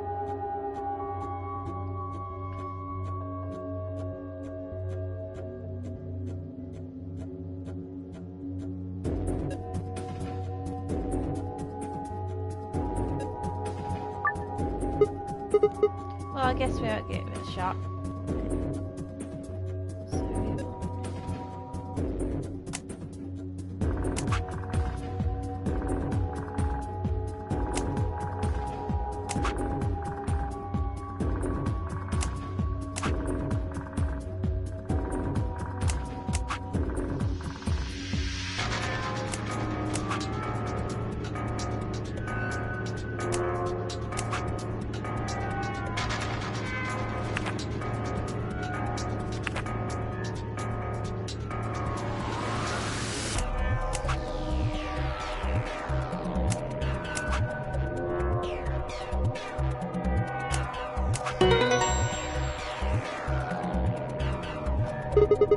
I think this is right. Then let's look on the other side. Maybe the shapes look like something now. Okay, let's have a look at the back. Book 334. It says book 334. What does it mean? Well, a book is a bunch of pieces of paper that are bound together with... I know what a book is.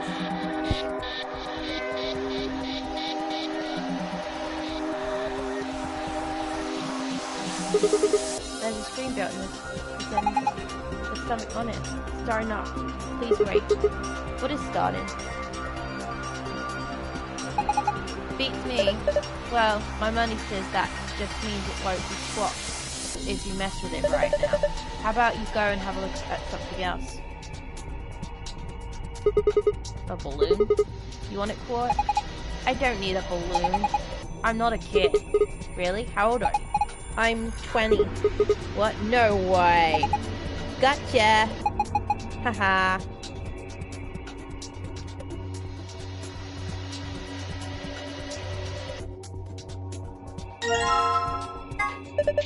A slingshot. Not the most impressive weapon, but it's simple as hell. It won't jam like a gun.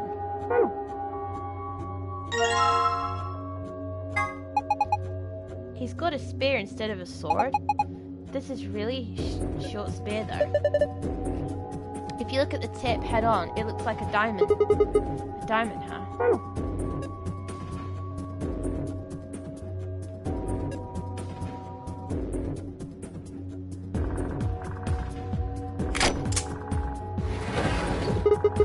Ha! It opened. There's something in here. Is it a key?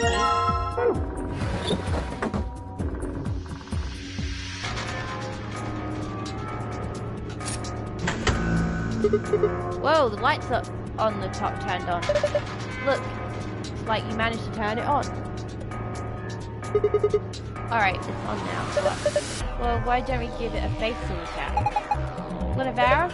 Yeah. Damn, none of our faces work.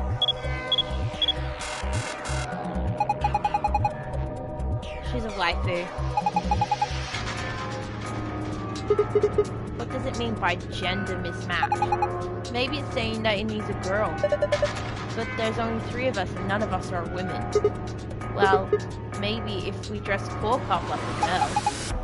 No way! Why don't you dress up then?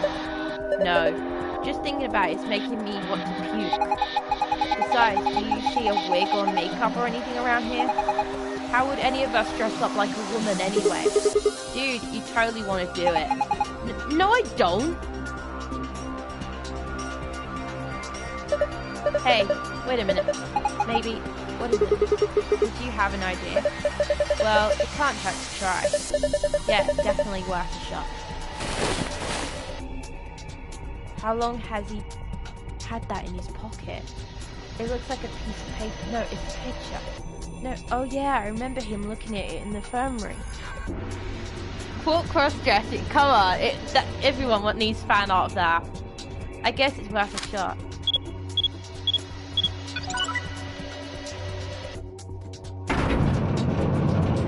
Ooh.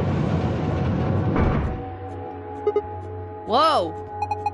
Oh my gosh, it's like we're in a villain's secret lair. Huh? Didn't think that would happen. I guess the recognition worked. Yeah.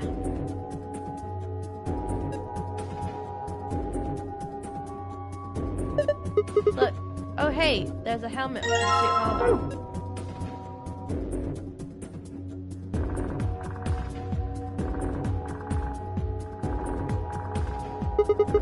Suit of armor. Well, it's not really a full suit of armor, is it? I mean, it's missing the helmet. So what would we call it? I'm not sure. Okay, well, I'm gonna go ahead and call it a suit of armor. Okay? Suit yourself. Anyway, it's got red paint on the neck and shoulder area. Are you sure it's paint? It could be blood.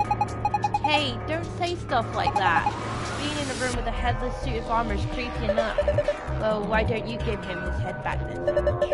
You've got it right there. What are you waiting for? Yes, that suits him.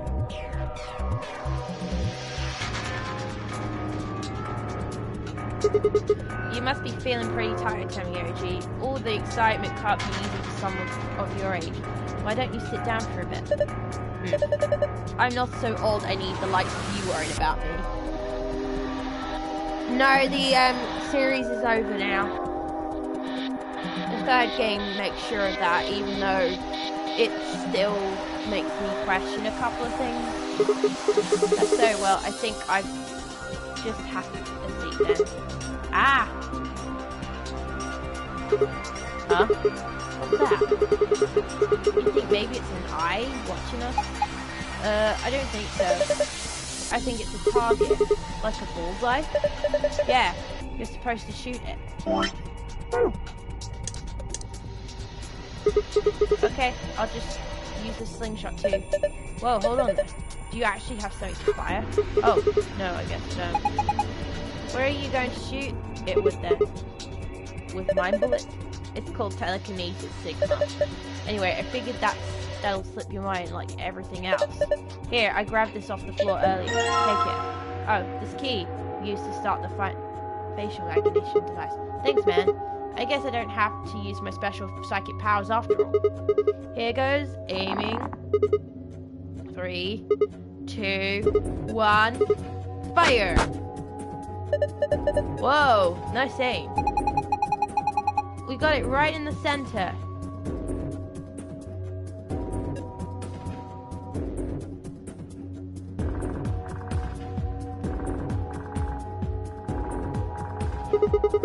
There's a lever next to the chair.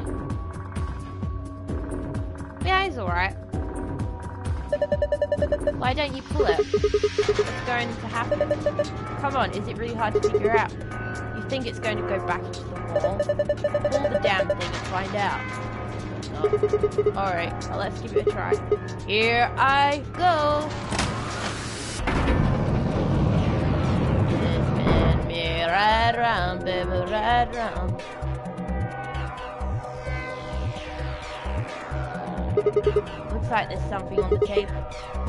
It's the dark battery.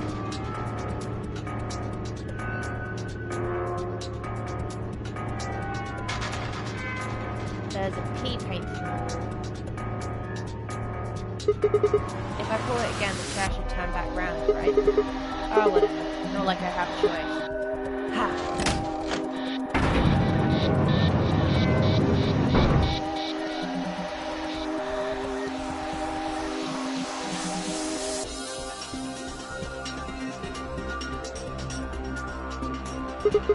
Man, this safe is really big.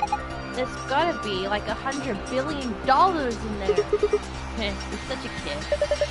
Maybe they're just hiding something they really don't want people to see. Like, videos? I'm not sure. I like the way you said that. Let's just open it and find out.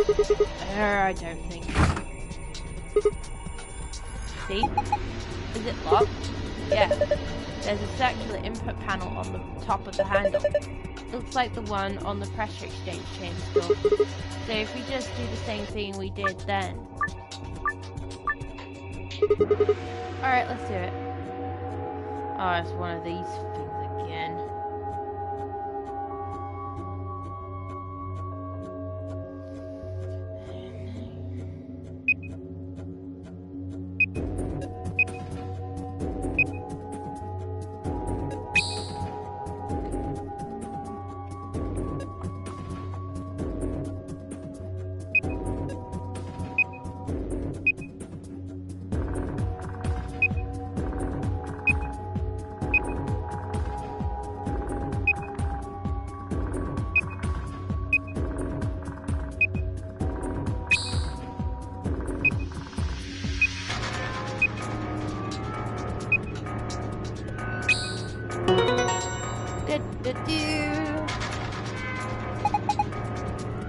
Good job!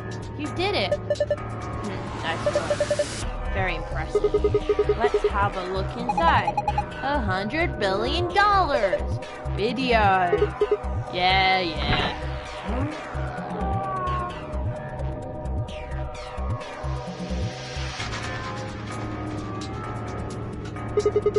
Sorry guys, looks like all we've got here is a binder and a deer.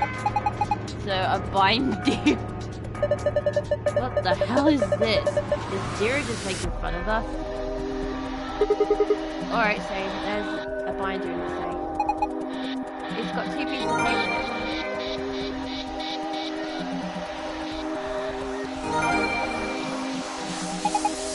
The Deer's looking at me, Grandpa. Buck up, it's just a fake. Mounted deer. Poor deer. Take a closer look. I think it's just a replica. You mean it's a fake? Yeah. Ooh, that's good to know. You know, there's some kind of red paint on its neck. It's also got 2 pegs on the back of its beard. Maybe we're supposed to put it up somewhere.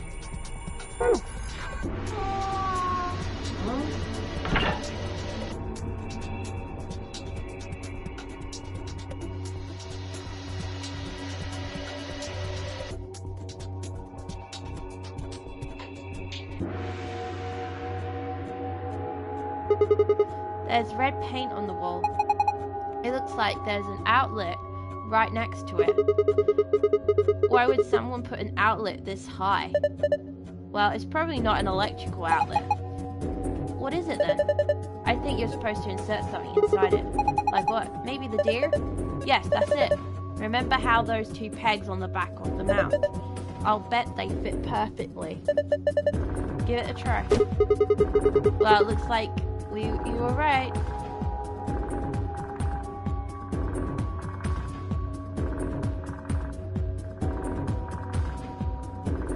A quick shout. Something's off about it. And that's deer. Paint on the deer.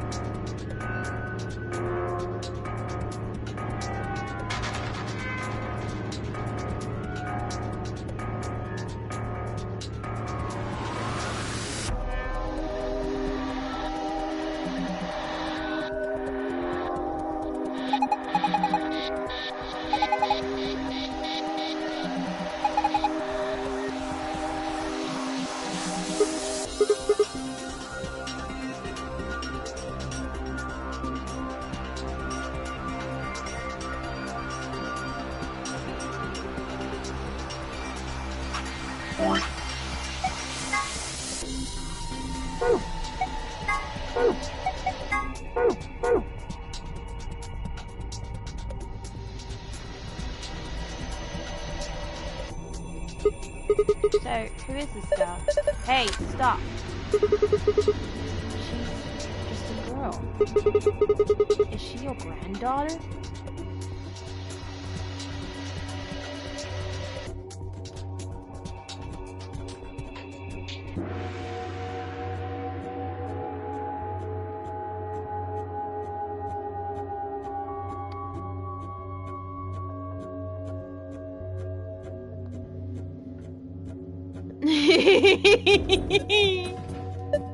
No. Well, who is she then? Ugh. Damn it, fine. You've already seen her after all. Her name is Akane Kurashiki. I've been looking for her for a long time. Why? Because she's his first love. No. You've got it wrong. But you carry that picture everywhere. I don't think I've ever seen you leave it somewhere. And when you don't think anybody's watching, you talk to it. I've seen you do it. Huh? Didn't mark you for a hopeless romantic, Temioji. Look, it's not about love. And I'm not a goddamn romantic. Okay. You don't want to talk about her, I get it.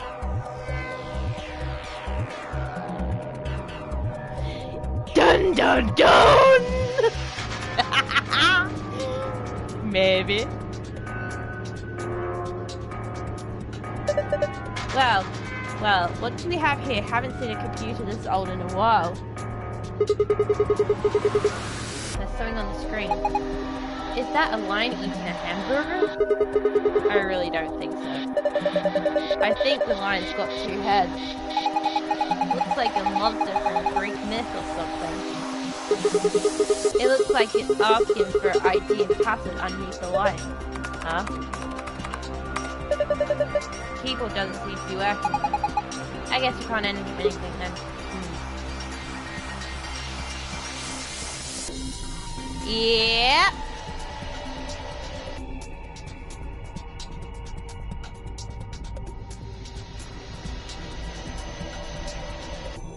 Now you know. What's this? Is it one of those vacuum robots you see on TV? You've got me. Looks like a machine of some sort. Well, is it turned on? Don't think so. Let's see if... Nope, no luck. Huh? Nothing. Might as well give up. Yeah, let's go back somewhere else.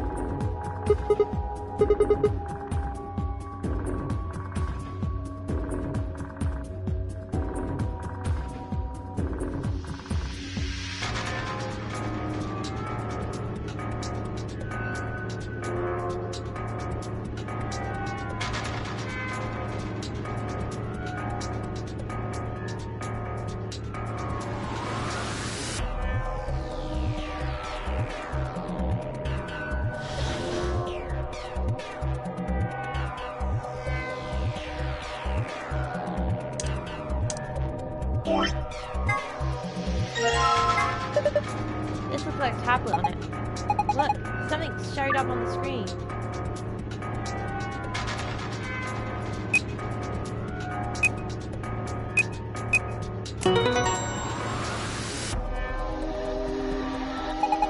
You did it! Good work, Sigma. Take a look at the screen. Huh? What's this? Look, password to the safe. Awesome! Now we can open it!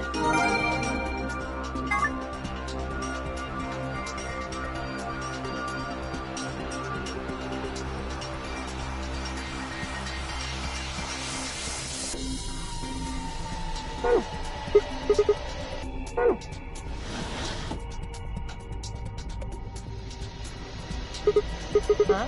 It changed. This looks like a puzzle. It is. It's a silhouette puzzle called a tangram. I have no idea what this is. Let's give it a shot.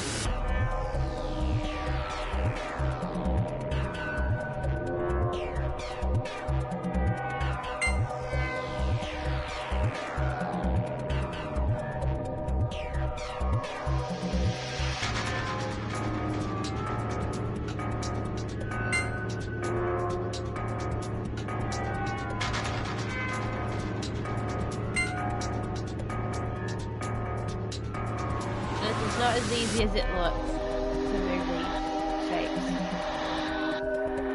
Ah.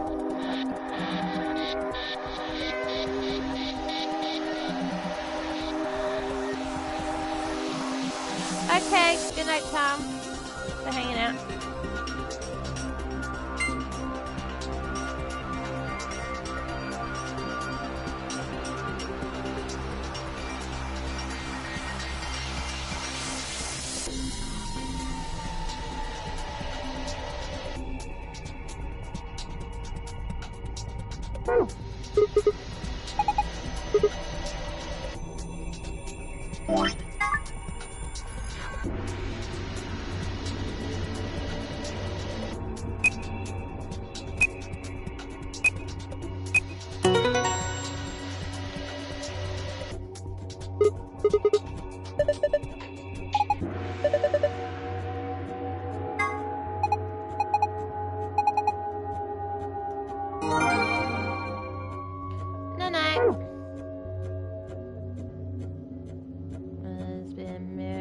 that round. A safe, just like before. There's gotta be a way to open it.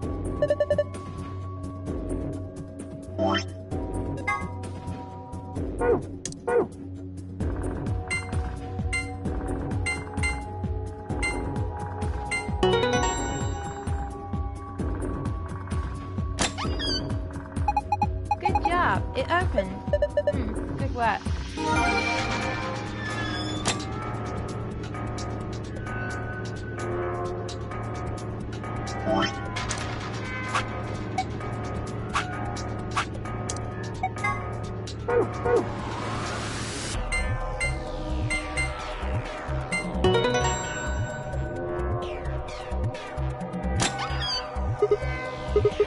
It's open. It looks kind of empty this time. There's only two things in here.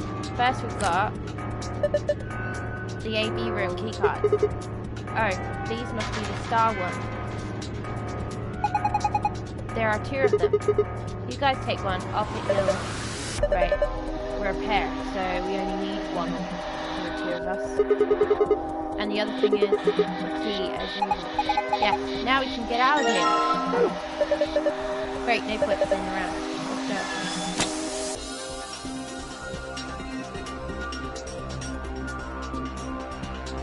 go. The door locked. It says locked right now. You guys ready? Yeah.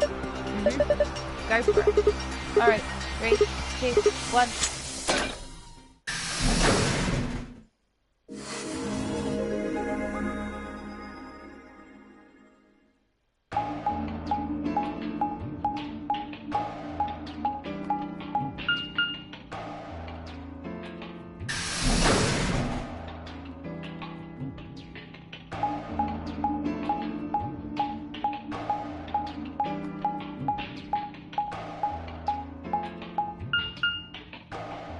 No! Damn it! What's wrong? I left something in the director's office. What was it? The picture. How could I forget it? Oh yeah, you must have set it down after using the face recognition. Yeah, I'm going back. You two go on ahead to the warehouse. I want to come with you. Nah, Okay. that's fine. Why don't you head back to the warehouse, Sigma? The others are probably already waiting. Alright, I'll see you two later. Right. Bye, Mr. Sigma.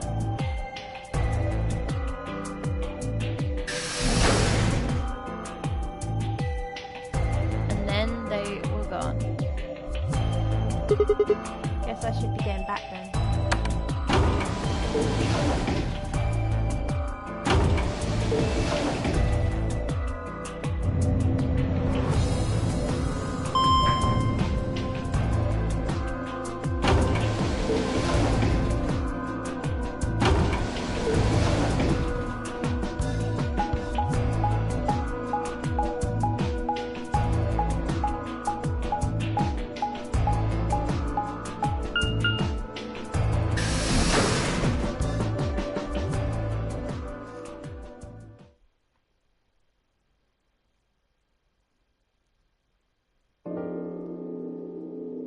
I stepped inside the warehouse to find the other teams already there.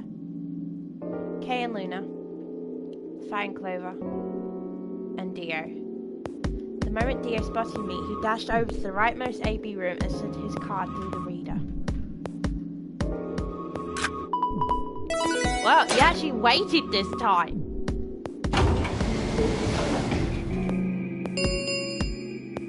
An ambidex gate has been opened. 45 minutes remain. As he turned to look at me, I swore I saw a flash of a smug grin. There. Happy? This time I waited for you to get back before I opened it. You see? I can be considerate. But Temioji and Quark aren't here. Yeah, where are they? I guess they forgot something back in the room we found. They ran back to grab it real quick. And they'll be here in a few minutes. No big deal.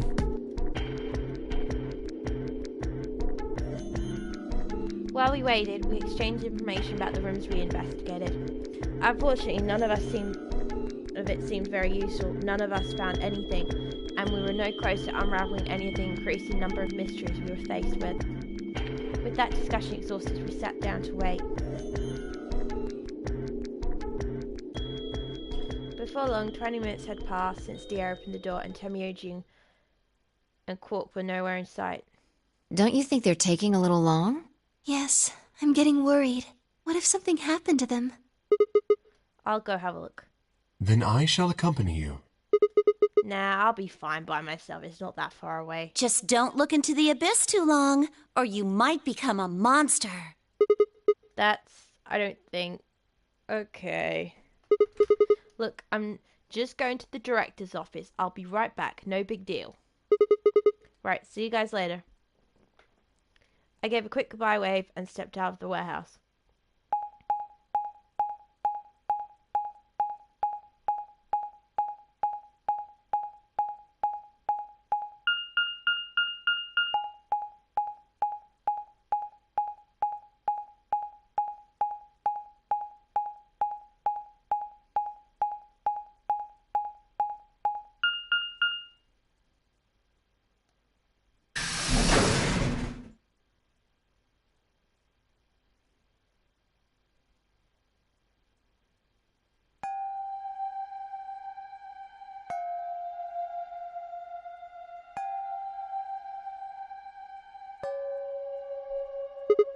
Huh?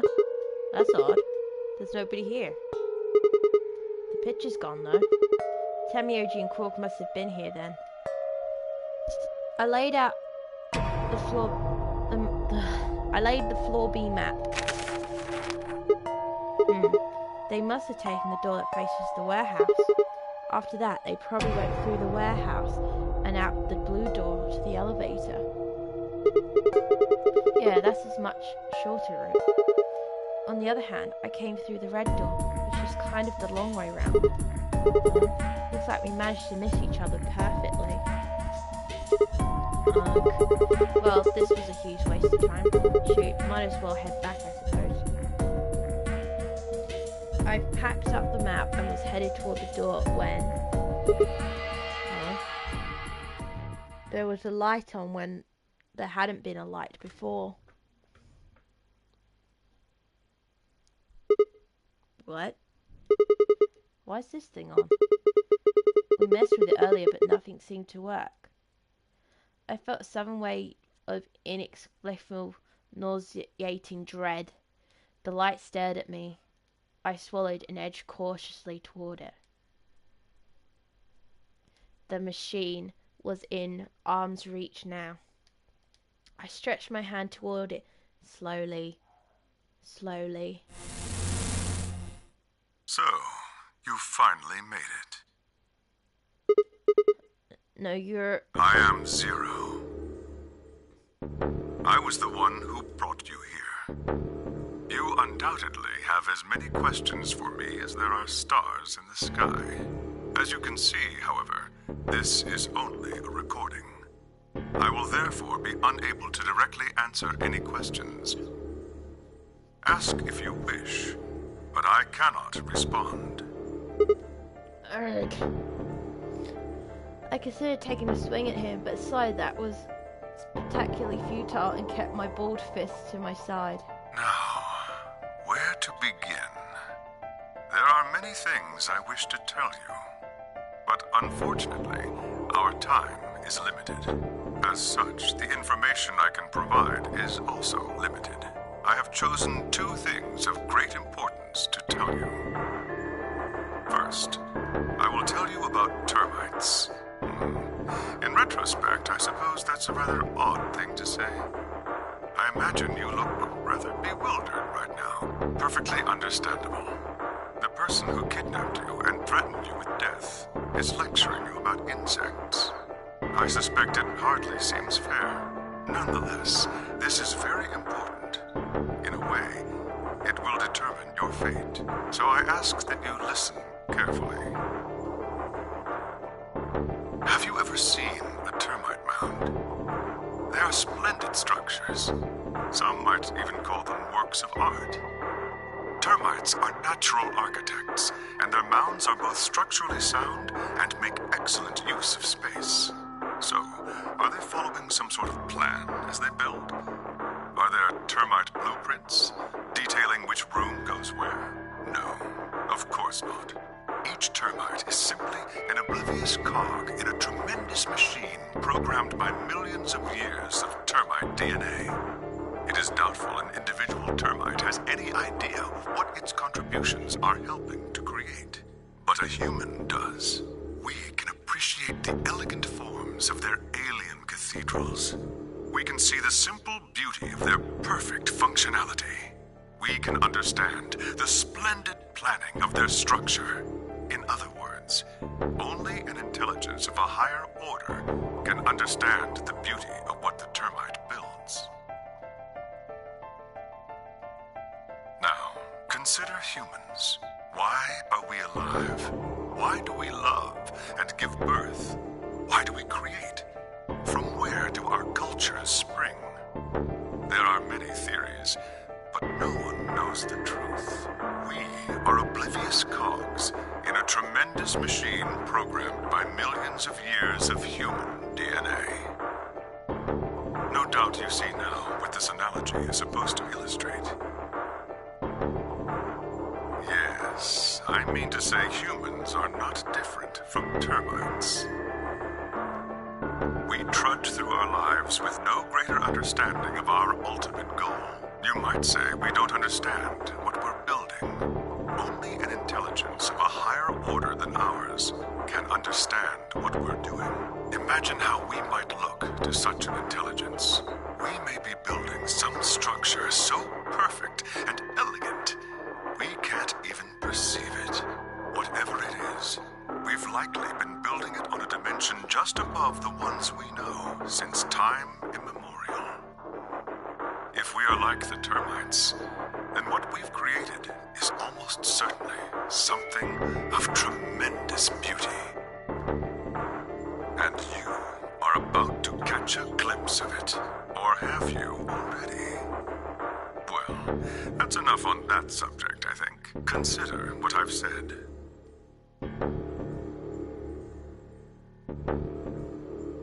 Now, let's move on to the second topic. It is somewhat more immediately meaningful to your life, and, in fact, the lives of several billion other people. I realize this is rather sudden, but I have a password for you. It is the password to disarm the bomb, numbered 1. Bomb? Are you ready? I will only say this once, so pay close attention. The password to disarm the number 1 bomb is BQZ RGJ DXR. I had no idea what he was talking about. What bomb? Was he saying there was a bomb? There were bombs too? If he guessed at my future confusion, he showed no sign of it. That is the last of the information this message was meant to convey. Before I go, however, I have a warning. You cannot tell any of your companions what you heard or saw here. If you do, you will be penalized immediately. I hope we will meet again someday. We would have much to discuss. Wait, god damn it, you can't just sprout all that crap and disappear. I found myself yelling at empty air. The hologram had disappeared. What kind of idiot does he take me for? Termites, other dimensions? How could that have anything to do with kidnapping us? I kicked out at the nearby shelf. 10 minutes remain until Ambidex game polling closes. All players, please enter your votes. If no vote is recorded before the deadline has passed, any non-voting parties will automatically ally. Oh crap, I need to get back. Not like there's any point staying here. I spun around and ran out the room toward the warehouse. Grandpa! Look! Mr. Sigma's back! Took you long enough.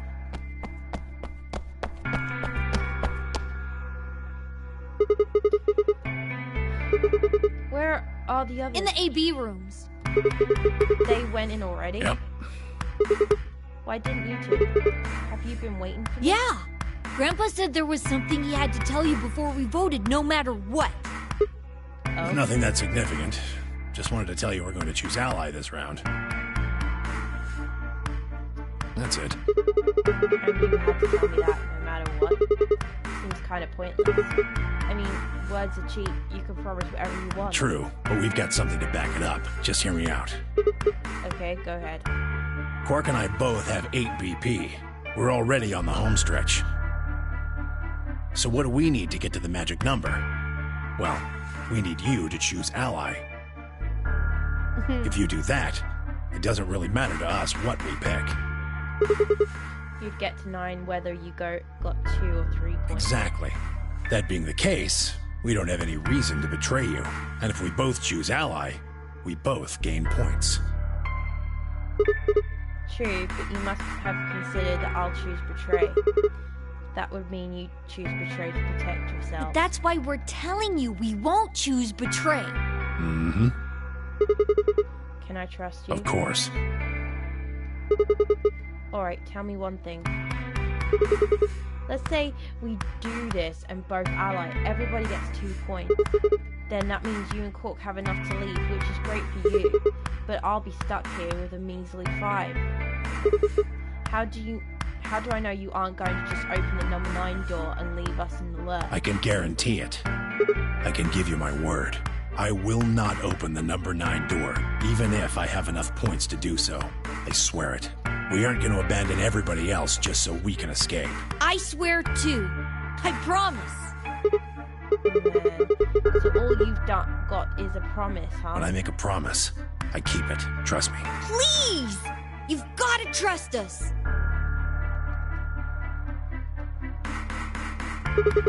Alright, fine. I'll trust you.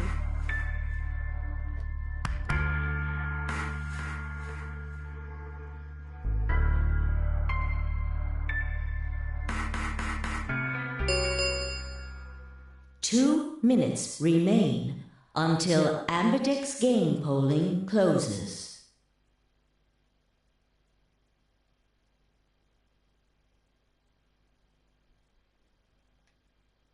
We're counting on you, Sigma. You've got to choose Ally. You promised. With that, they turned and ran into the AV room second from the right.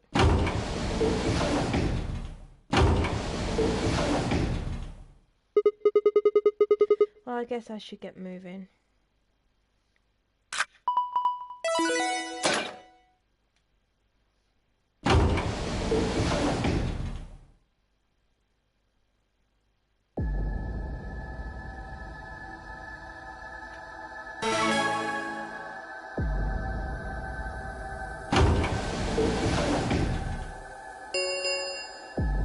One minute remains until Ambidex game polling closes. I had a decision to make. Should I trust Quark and Tenioji? Well, I could believe they were telling the truth and still betray me. That would bring my DP to 6. I'd been that much closer to 9. And choose Betray would guarantee that they wouldn't try and escape without the rest of us. Betrayal seemed like a safe bet, but... Please! You've got to trust us! You've got to choose Ally! You promised! Tenioji, I could betray easily enough, but what the hell was I going to do? 10 seconds remain until Ambidex game polling closes. 9, 8, 7, 6, 5, 4, 3, 2, 1.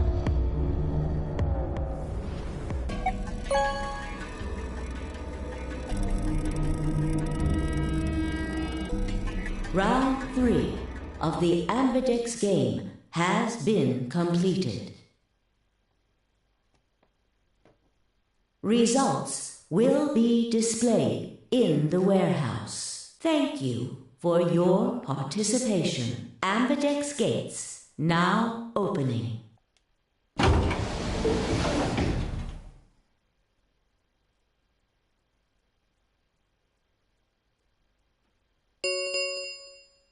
Results from round 3 of the Ambidex game will now be displayed. Please direct your attention to the results screen.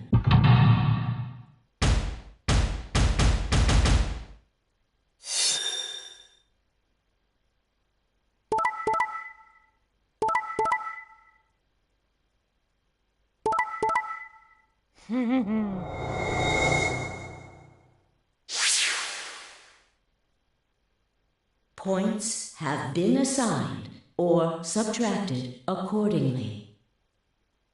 Please check your bracelet to see your updated bracelet points.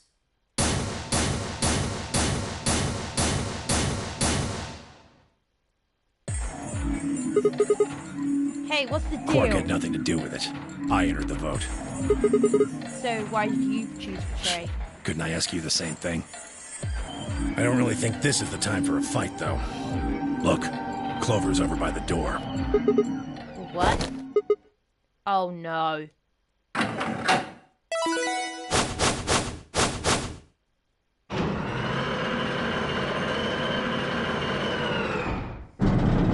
God darn it, Clover! The number 9 door. Fuck, she opened it. Ugh! Why? Clover, wait!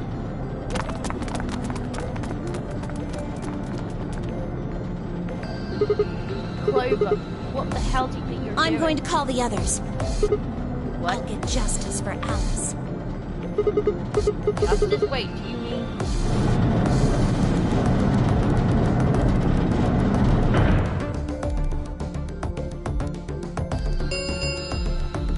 The number 9 door has been opened. It will remain open for 9 seconds.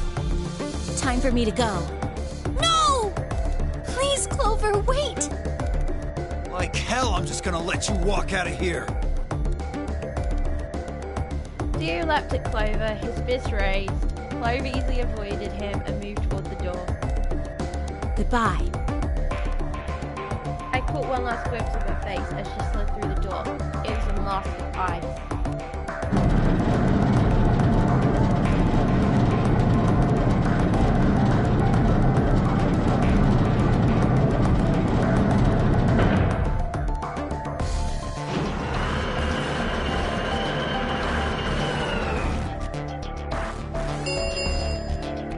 The number 9 door has closed.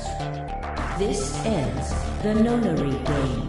Thank you for your participation. As the game is over, all doors other than the number 9 door have been unlocked. Escape is not possible. Please enjoy your stay.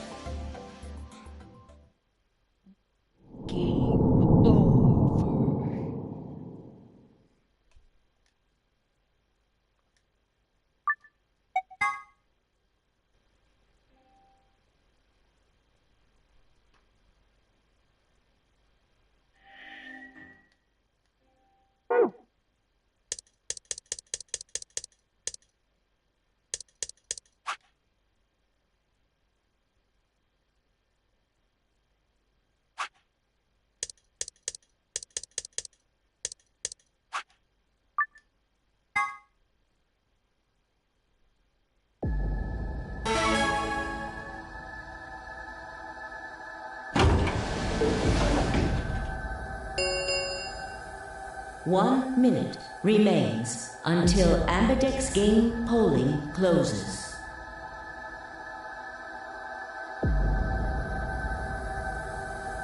Please, you 10, 9, 8, 7, 6, 5, 4, 3, 2, 1.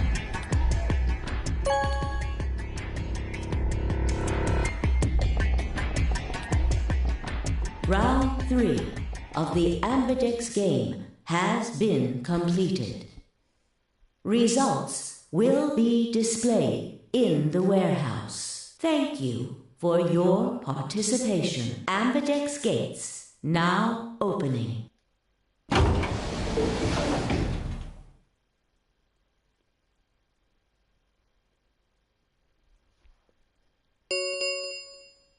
Results from round 3 of the Ambidex game will now be displayed. Please direct your attention to the results screen.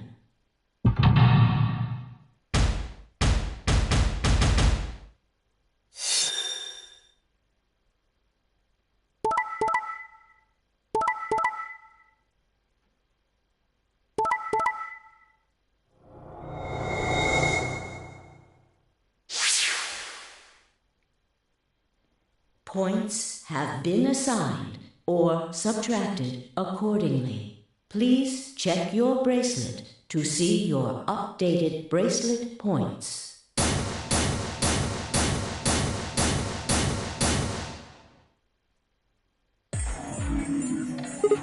Hey! What the hell, guys? Why did you betray me? Quark had nothing to do with this. I made the vote. Grandpa. Alright, fine. Why'd you break your promise, Tamioji? I only promised you one thing. We wouldn't open the number 9 door, even if we got 9 points. What? So, you're not going to... Not what I said. Of course we're going to leave. What? Look, see Clover over there? What? Don't tell me.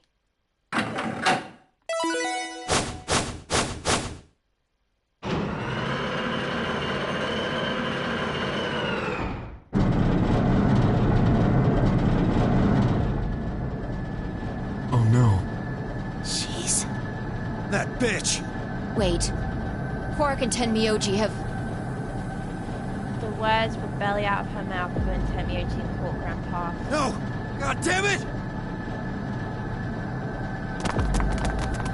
Well, actually you can refer to him by another name. Clover, are you really going to leave? Well, yeah. Why else would I open the door? But why? I'm going to go call the others, so we can capture Zero Senior. Tenmyoji, are you and Quark going too? Yeah. Sorry about that. Sorry, everybody. So Sigma, happy? Kept my promise. Clover opened the door, not me. Like hell I'm happy. That's some shady shit, You Tamioji. say so. I have to get out of here, and that's that. He's got to pay for what he's done. He? Zero. You mean you know who Zero Senior is? Yeah. No point keeping it a secret now, I suppose. I know exactly who Zero Senior is. What?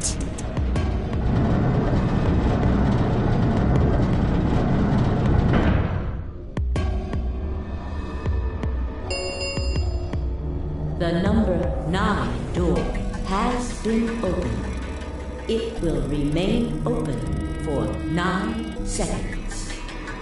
Let's go. Come on, guys. Time to move. Right.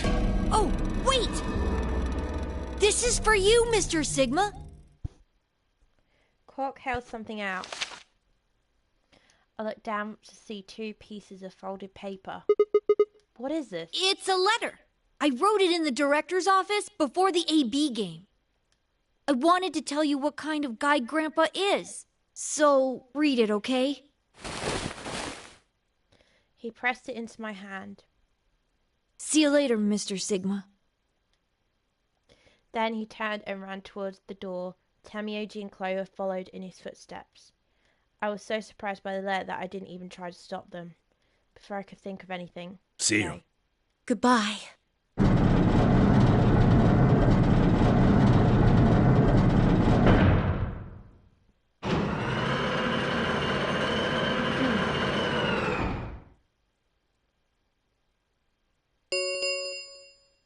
The number 9 door has closed. This ends the nonary game. Thank you for your participation. As the game is over, all doors other than the number 9 door have been unlocked. Escape is not possible. Please enjoy your stay.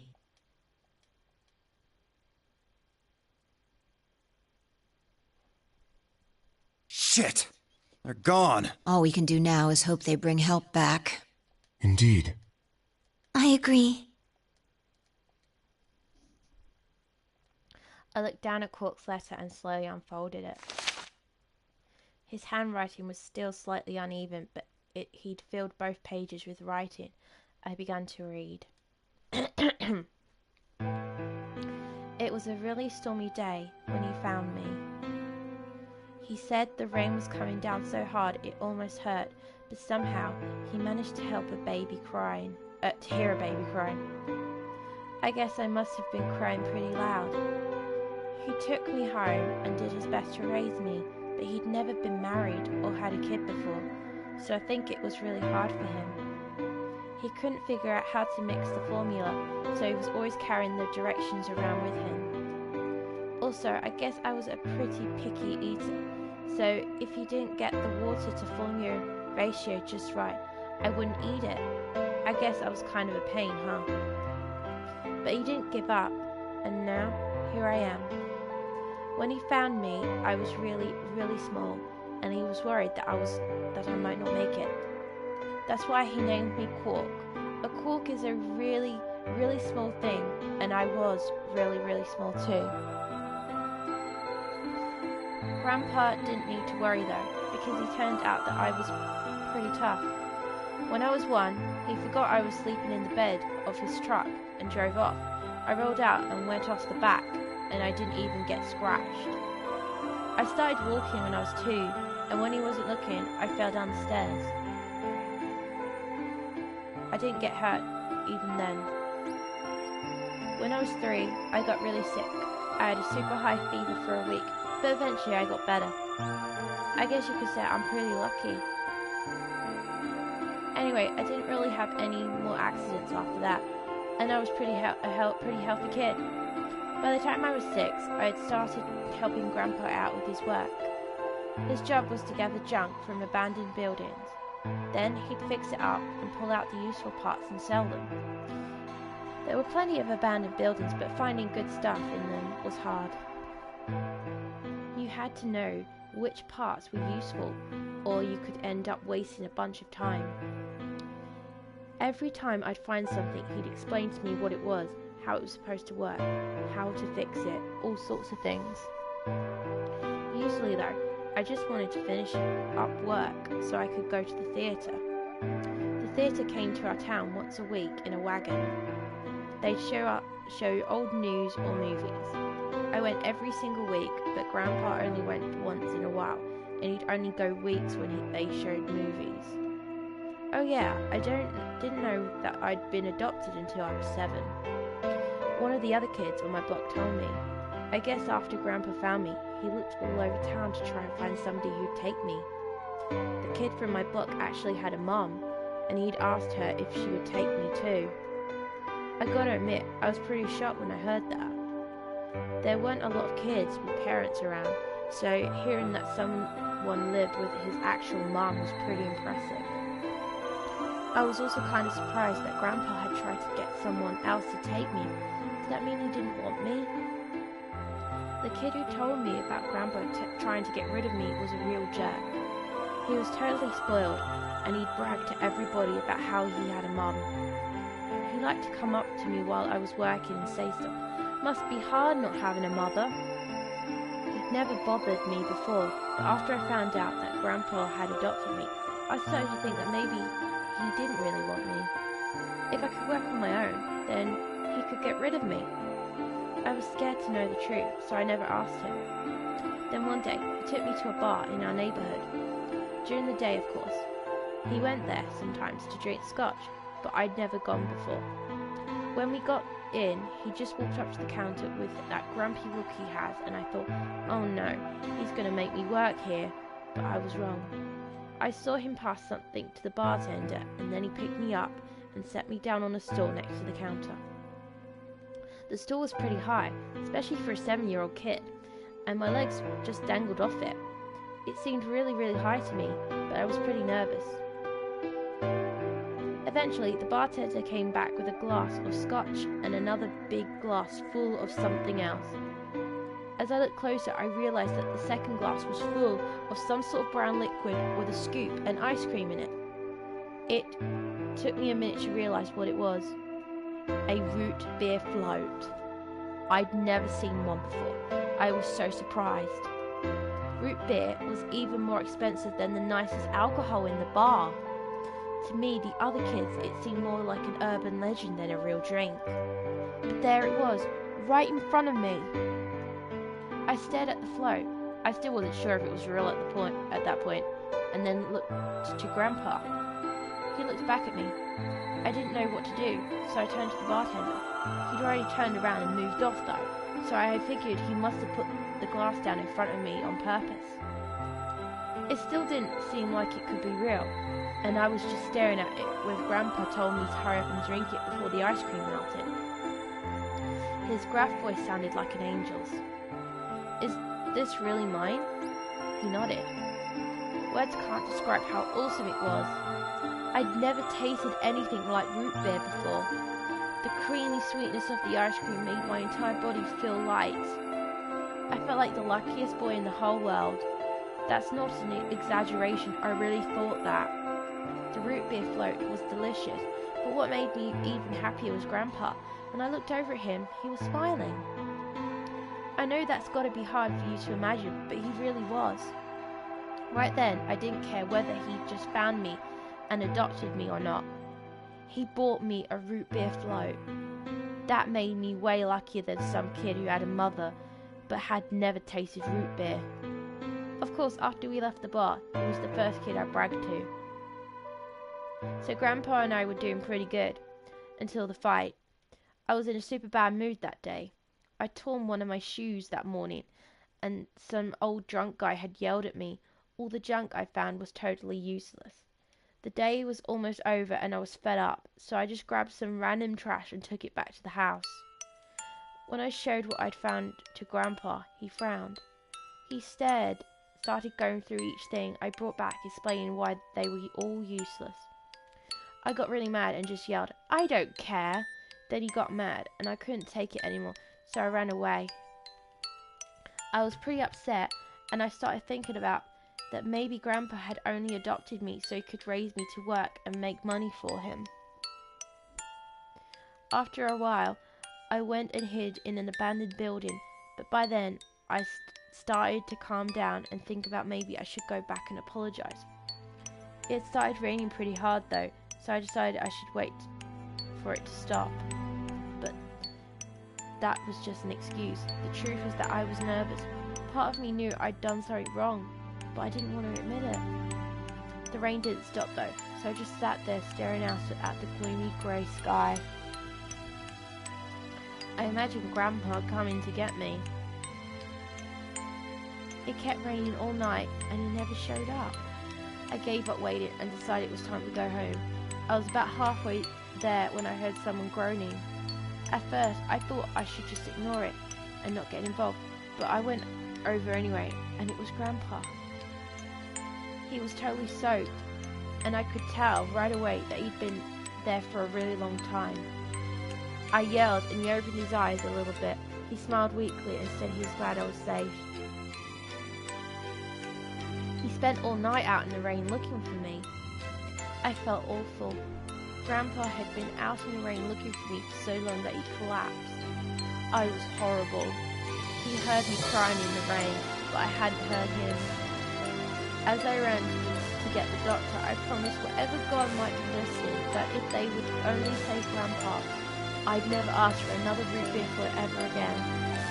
He got a real bad fever and his temperature wouldn't go down for days. The doctor said that if it kept up, he'd die.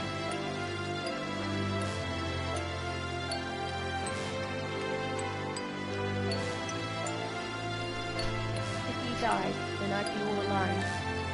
There wouldn't be anyone left to take care of me.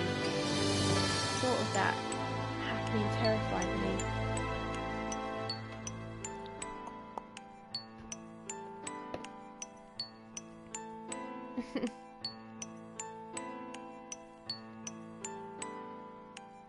Unfortunately, I must have passed some of my luck on to Grandpa, because a week later, his fever finally broke.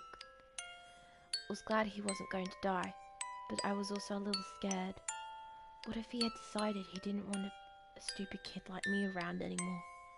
My plan was to apologize as soon as he woke up, but when the moment came, my brain just stopped. Grandpa started to talk, and it took me a minute to realize he was apologizing. I didn't know what to think. He explained that he was an old man, and that meant he was probably going to die sooner rather than later.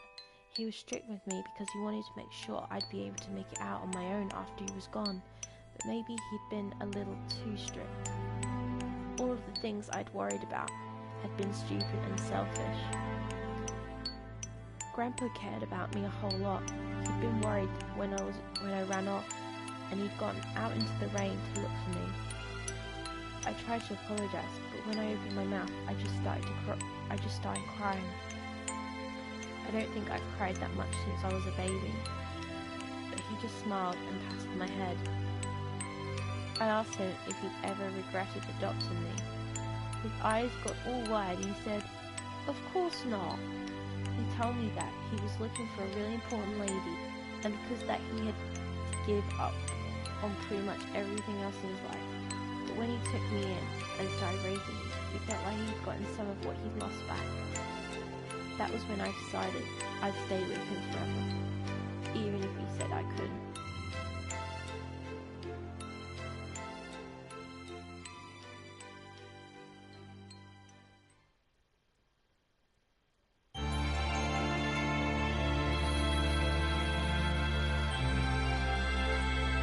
Well, that's another ending done.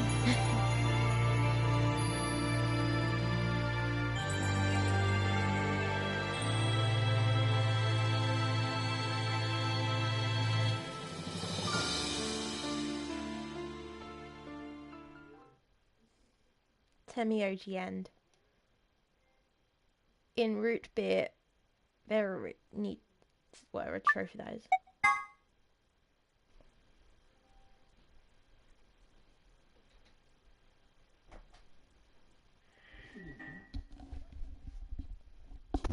Hello. You okay? Yeah, just live streaming. You have a good holiday? Good. All the feels, guys, all the feels. Well, we've done 4 endings now out of 9. I can easily do a 5th one now. Just got to remember which one it is.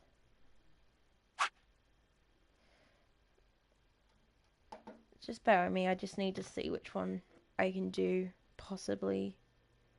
Because I've now done Temioji's end.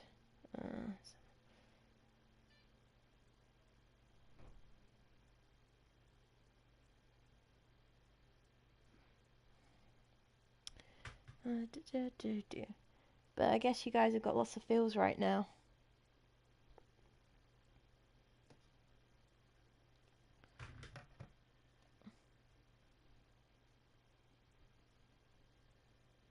I was just saying, this game does give you feels.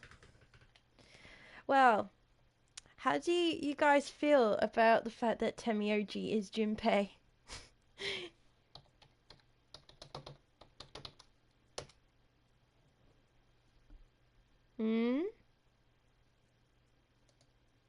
Bet you didn't see that coming. Right, I've done Temioji's ending now. Number 3. Fuse Sigma ending, which I've not done, obviously. To do Sigma ending, I need to get past lock 2, which I've done, and lock 7, view Alice ending, which I've not done. And to do Alice's ending, escape laboratory, which I've done, and lock 5, view Dio ending.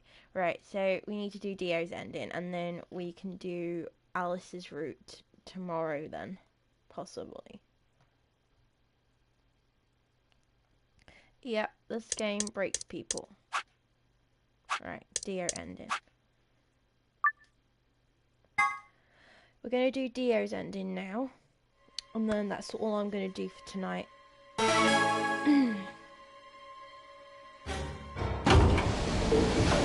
And this time we're going to betray. Is Clover really going to choose Ally? If she does, then all I have to do is choose betray. And I'm out of here. No, I promise I will choose Ally. That's what I'm going to do.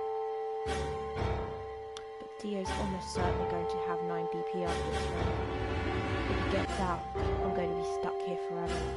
10 seconds remain until Ambidex game polling closes. 9, 8, 7.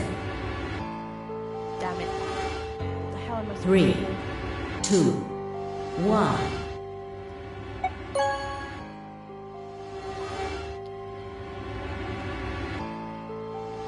Round 2 of the Ambidex game has been completed. To betray the last person so she could get 9 BP. Results will be displayed in the warehouse. Thank you for your participation. Ambidex gates now opening.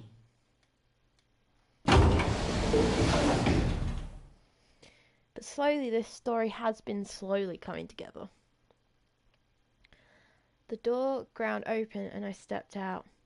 All around me, other AB rooms were disgorging their occupants. Wait! Dio! Fi's voice echoed hollowly across the room. I followed her eyes to the number 9 door. And to Dio. Dio, no. I shook my head. I had to get to that door. What are you doing, Dio? No, he's going to try and open it. Damn right I am. But the results! Like I need to wait for that. Ah, Dio's BP was at 6. His opponent was Luna, and she is... well, she is as she is. Her vote would have defaulted to Ally. All he had to do was pick Betray. And he'd have 9 points, right? Excellent answer. I hope you remember to show your work. But Vi was Dio's partner. And her BP was the same as Dio's. That means she has 9 now as well. Exactly. It was 9 the moment we stepped out of the AB room. Why? Why didn't you stop Dio from choosing Betray? You got the wrong idea, old man. This wasn't just my decision. We both decided to vote this way. Is that true? Yeah. I didn't have a choice. You didn't?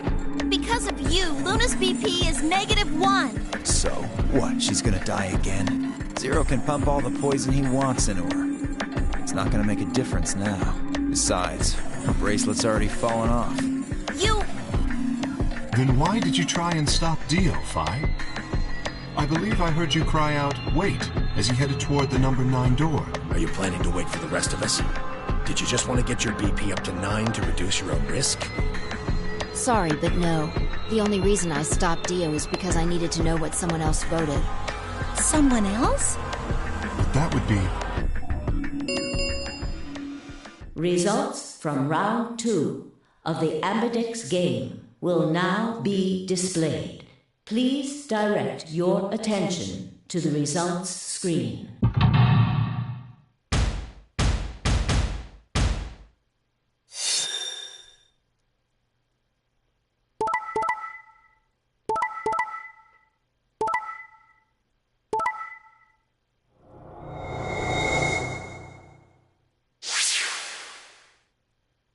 Points have been assigned or subtracted accordingly. Please check your bracelet to see your updated bracelet points.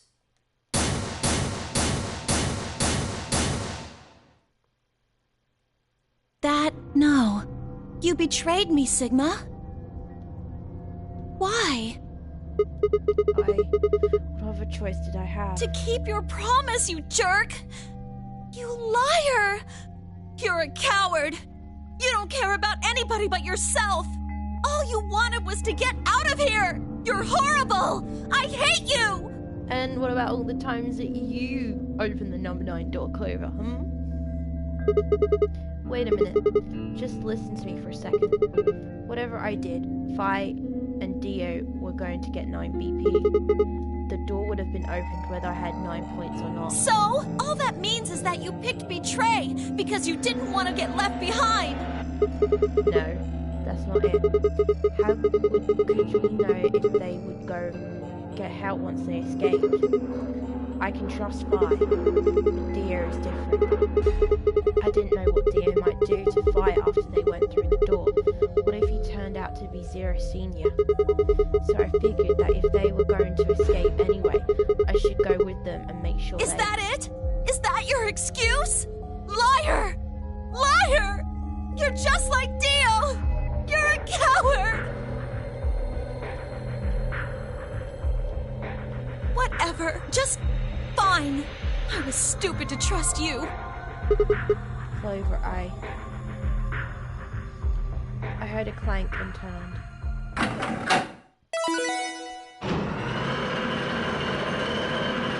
This is actually the first time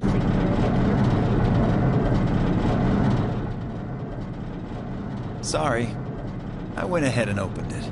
Gonna have plenty of time to watch soaps on the outside, so I didn't feel like I needed to stick around to see how this little drama played out. Dio! Dio!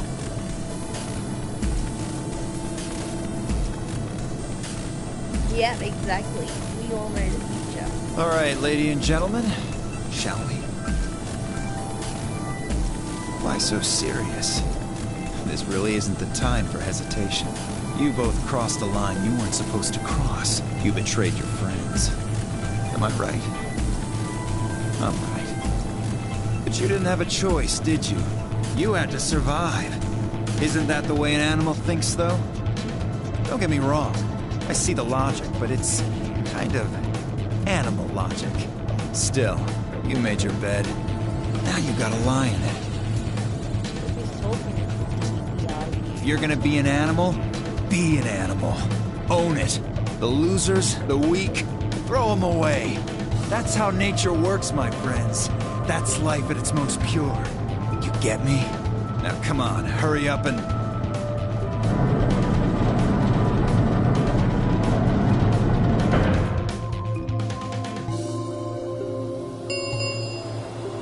The number 9 door has been opened. It will remain open for 9 seconds. Well, stay if you want. No skin off my back. Anyway, I'm out. Peace! Wait! God damn it, Dio! Tamioji leapt forward. Dio faked left, then dashed right, slipping around Tamioji and through the door. 3, 2, 1, 0. The number 9 door is closing.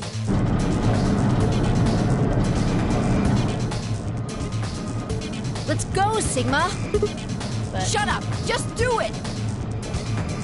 I looked at her slightly confused. But before I could respond, her hand closed around my arm like a vice, and she pulled me bodily through the open door.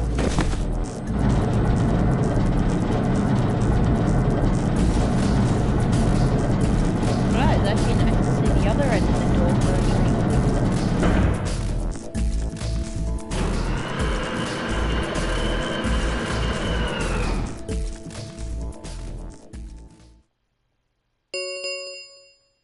The number 9 door has closed.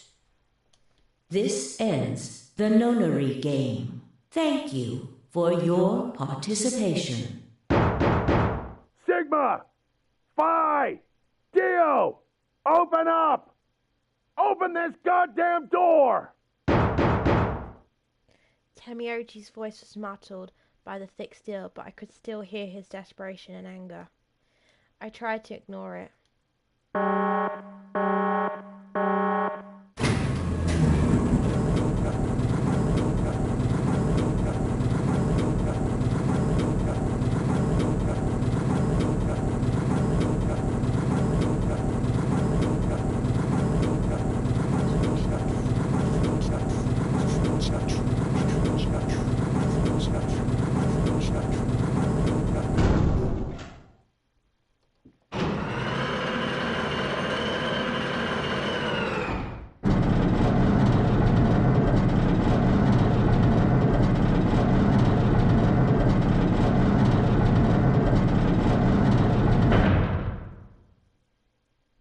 Alrighty then.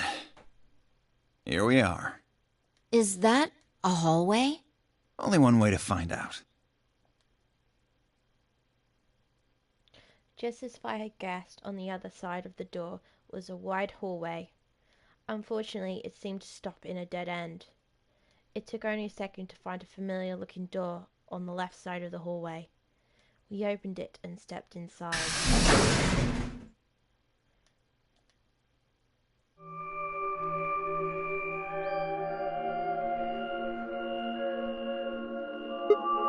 Oh. This must be the prep room. I think I searched this place with Dio and Luna. Well, this is probably just another one that looks like it. You really think they would have been able to get to something on the other side of the number 9 door? Hold up. You know about the one on floor B2? Yeah. I visited it with Temioji when we were looking for quartz. Huh. So you know that the pressure in here is a lot higher than the pressure outside? What? Oh, you didn't. What are you talking about? Didn't I just say what I'm talking about? The air inside this facility is kept at a higher pressure than the air outside. Apparently, they're doing it to keep the virus from getting in. If you're leaving, you have to lower the pressure until it matches what's outside. This room is where you prepare for all of that. See those suits over on the wall? They keep you from getting infected once you're outside. You have to put one on before you can go into the pressure exchange chamber downstairs. How do you know all this? Luna told me. Really? Wait, why did Luna know all that? Apparently, it was all in a manual she found in a room we searched.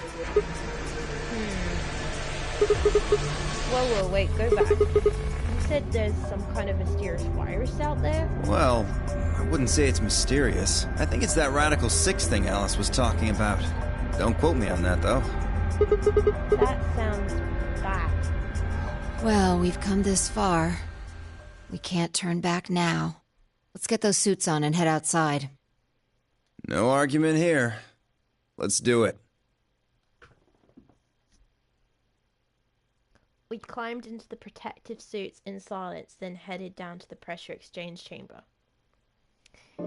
Are you guys ready to actually escape this place for a change?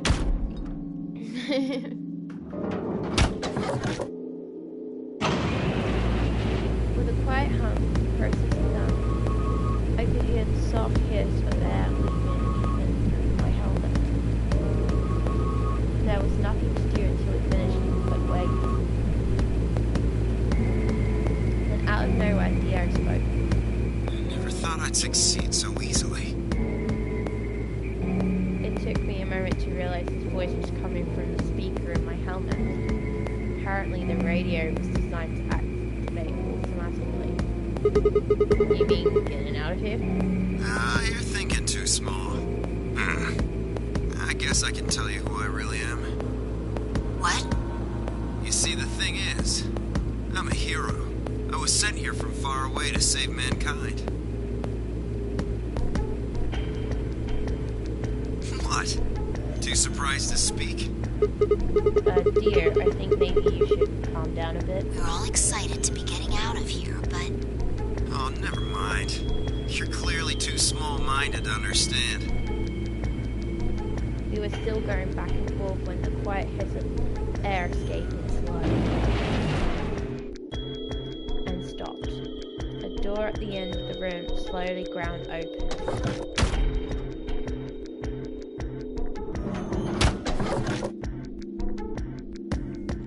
We walked through to find ourselves in a nearly identical room. After 2 more decompositions, the last door finally opened.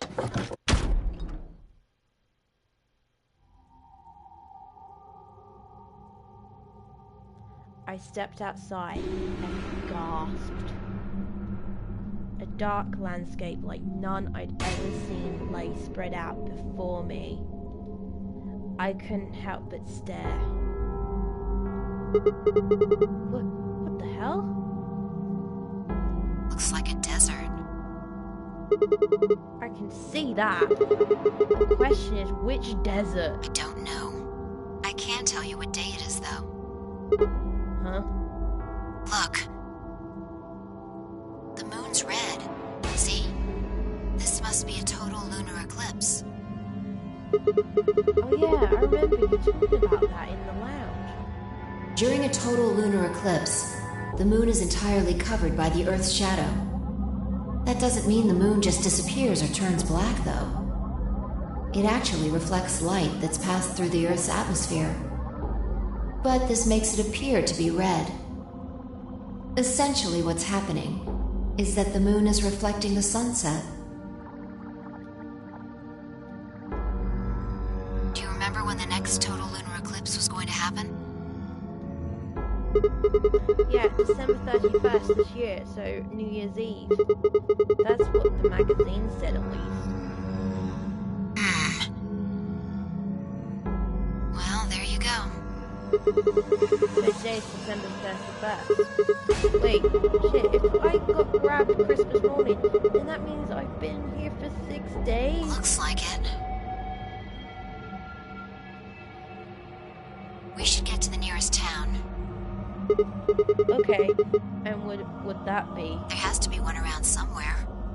Even deserts have some towns, whether they're in the Mojave, Sahara, or Gobi.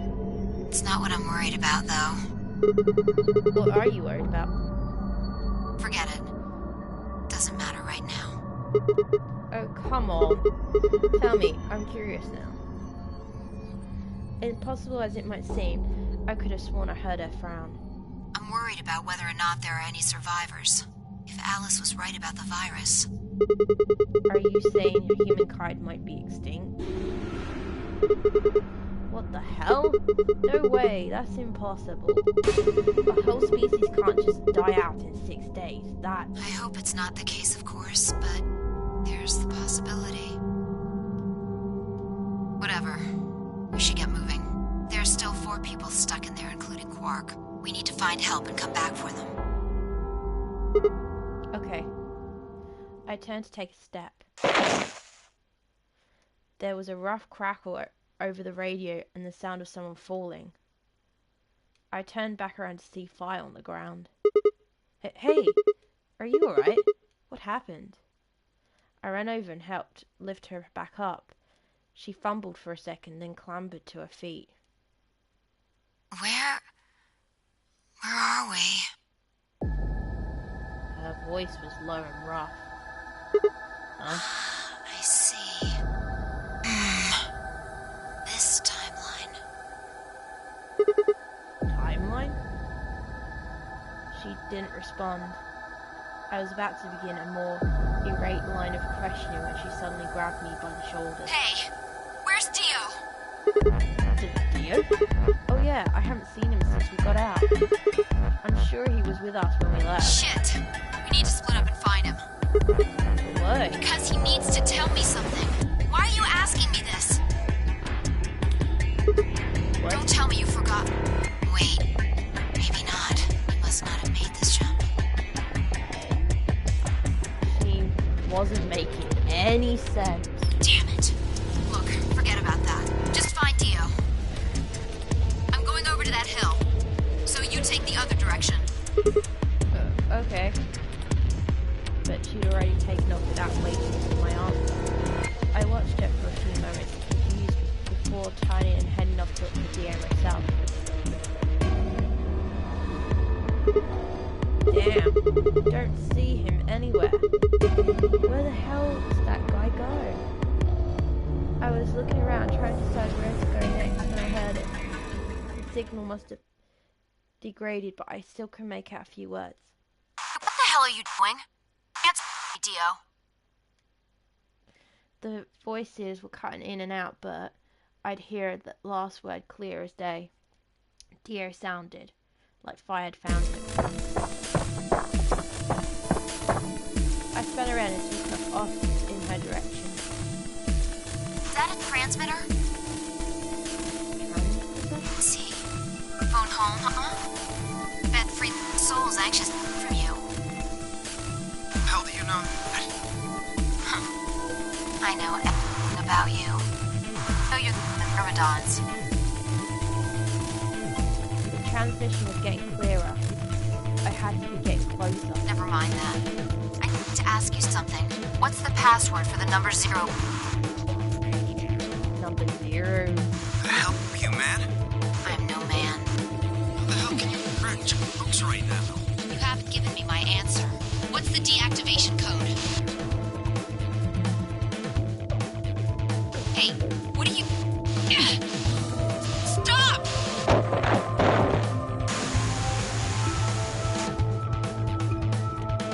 That didn't sound good. I sped up and quickly pressed the hill in front of me. There we go. Stop! I went down the hill as fast as I could, half running, half sliding. With the suits on, I couldn't tell who was who, but I had to stop them.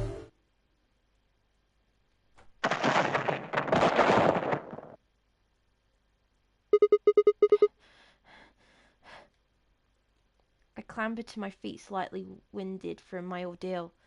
The suited figure I'd slammed against lay on the ground next to the other one. I moved over to peer through the visor. Dio. His eyes were closed, almost like he was just sleeping. My tackle must have knocked him out. Thanks. That was a close one. No sweat. What's this transmitter you were talking about? You heard, huh? Yeah. Well, it's right over there. See that briefcase-looking thing? He was trying to use that to get in touch with somebody. Where the hell did he get it? Probably had it hidden somewhere. Wait, hidden? Are you saying Dio's been here before? Yeah, probably. My guess is he came here and hid the transmitter and then snuck into the building. Snuck in? I wasn't quite sure for what to make of that, so I decided to take a closer look at the transmitter. There was a screen on the upper part with a bunch of numbers that looked, well, like nothing. What the heck is this? 78153 61098 83809 4241 990551. Is that some kind of phone number? No, it's too long for that. It's 25 digits. What is it then? Don't know. I assume it's some kind of code, but I don't see a key to decode it with. I heard an odd crackling noise in my helmet. It took me a moment to realize it was Dio's voice.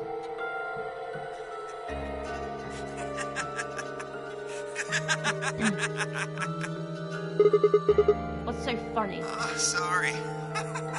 You guys just had it so fucking backwards I couldn't help myself. You can't find the key to decode it? Well, no shit. The key's right in front of your face. What? That's the key. The message is somewhere else. You need those 25 numbers to decode it. None of what he was saying made any sense to me. Dio, what's going on here? Who are you trying to call with this thing? What, you don't know? At least one of you is appropriately ignorant. Fine, whatever. Might as well tell you. I don't really have any reason to hide my identity now that my mission's a success.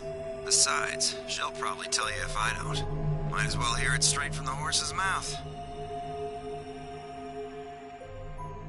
Dio shifted to put his hands behind his head, but didn't bother to get up. I belong to an organization called the the Dons. We'll just call them the Dons. You've probably never heard of it, but there might be a few people out there who've heard of Free the Soul. If you haven't, well, it's a sacred religious order with over 1 million true believers. The Dons are the hand of the Free of the Soul. We do what needs to be done to bring us closer to the new world Free of the Soul promises. There are some people who might call us terrorists. Then again, from their point of view, I suppose we might be. We're trying to tear down the corrupt world they've built up. But when the sun dawns for the first time on our new world, will we hail the saints, holy messengers who cleanse the filth of the dying planet? Well, only a handful of people will really become saints. Not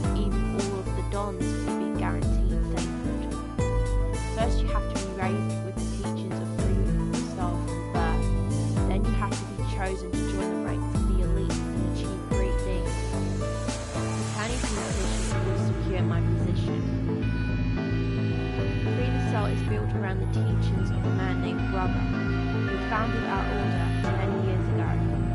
His teachings are too profound for ordinary people to understand, but you could say that the core ideas of the doctrine are to separate oneself from world mindedness, to destroy complete belief, and to force the soul from the body to cleanse it. Those who follow his teachings with discipline and devotion will be reborn as a new form of human. Only this new species will be able to live in equality in a world without war or starvation. Brother was born into a poor family. I've been told he didn't know his father, and when he lost his mother at a young age, the only family he had was his younger brother, a boy named Left. They say Brother had a special power, and that he was able to touch the thoughts of other people who see into them. Yeah, same. I've beaten all 3 of them. This is just like a replay. Plus, some people get to enjoy a really good story. And just a heads up though, no spoilers, okay? For people that don't know the story. It left him constantly exposed to the filthy greed of mankind.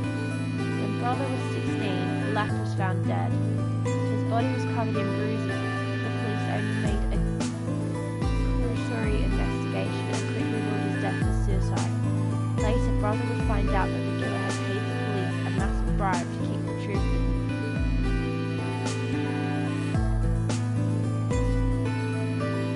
He burned with rage, but also found himself immersed in cold despair. Eventually, he received a divine revelation. Mankind was thoroughly corrupted by greed. They had to be purified and a new world created. God had given Brother his mission. That was when he began to teach others the truth. At the age of 26, he started Free the Soul. Once Free the Soul was established, he devoted his resources to research on human cloning so that he could create a new species himself. He abducted I, meaning he invited to assist him the teams of scientists from a research facility in the United States, and a year later the first 10 new humans were born. Those 10 were the first generation of dogs. Incidentally, I'm from the 4th generation. Our DNA comes from Left, Brother's younger brother. That means that we all share a face, and we are all given the same name, Left. Some people think that's weird, but individuality seems much weirder to me. If everyone looks the same, there's no such thing as a race or even individuality. With cloning, you don't even need different genders. How could you get more equal than that? Still, there's a little random deviation and other factors that influence a close development. I was the best of the generation, so I was chosen to lead the Dons. I was probably sent here because Brother noticed the caliber of my skills.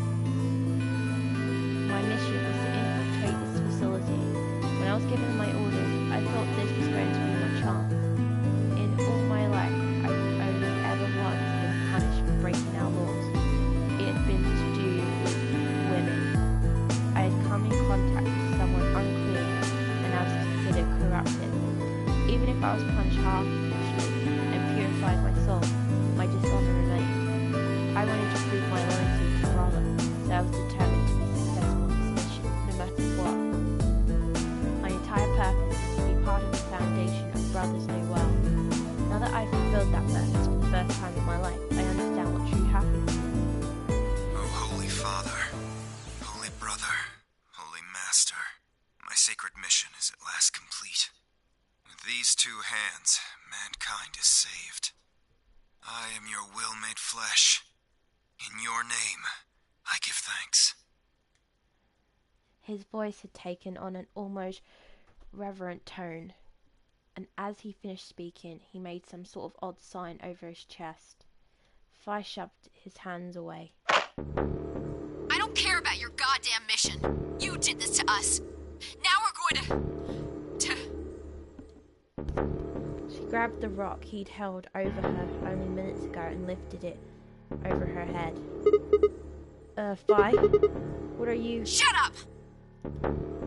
You still haven't answered my question. I'm going to ask you one more time. What is the password for the number 0 bomb? Bomb? God damn it! Didn't I tell you to shut up? ... Now, tell me, what's the password? She swung the rock down towards Dio's head. Wait! Okay. Fine. It's not gonna do you any good, though. I completed my mission. What are you gonna do with the password at this point? Not your problem. Just give it to me. Otherwise...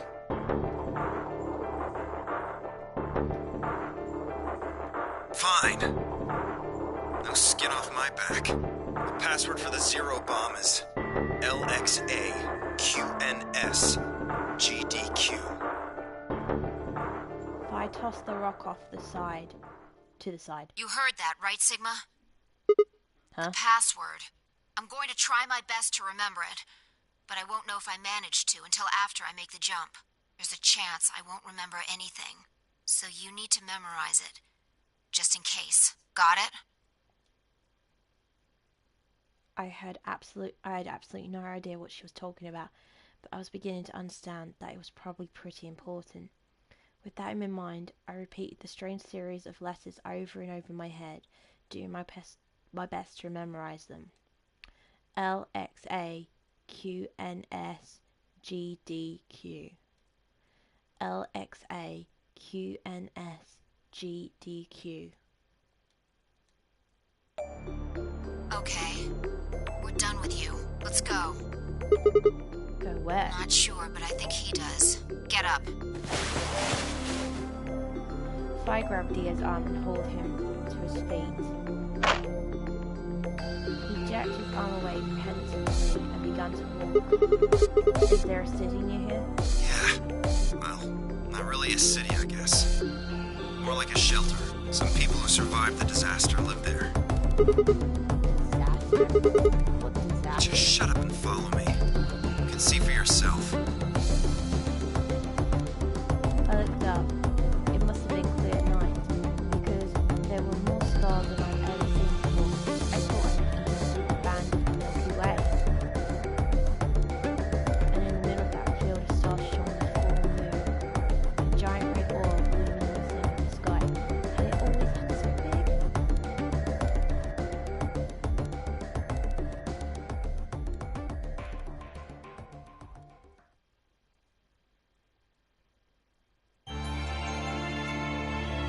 And that's another ending done.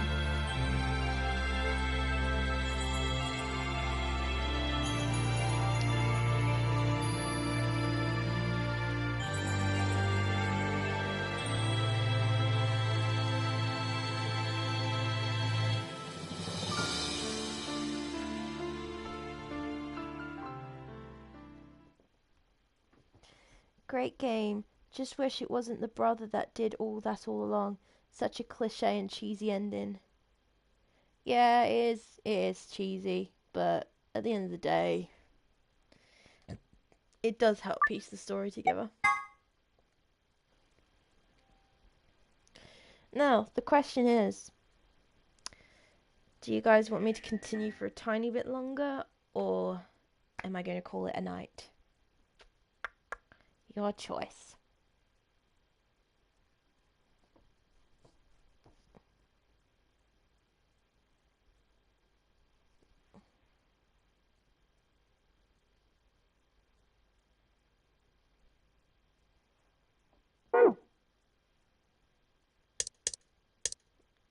Sadly, I can still not do that one yet. Baby? What? I am very confused. Well, we still got...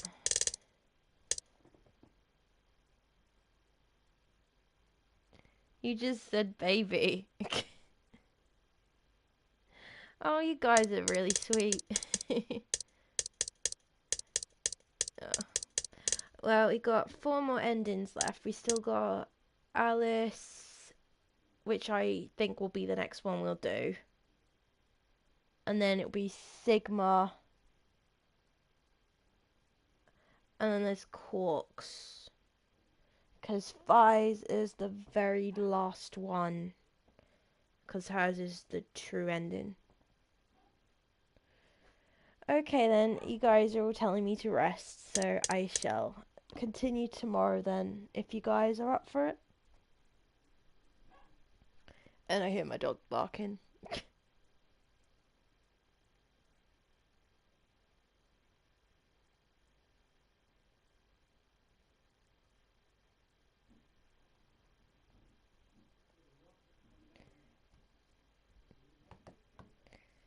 Is that what you guys want?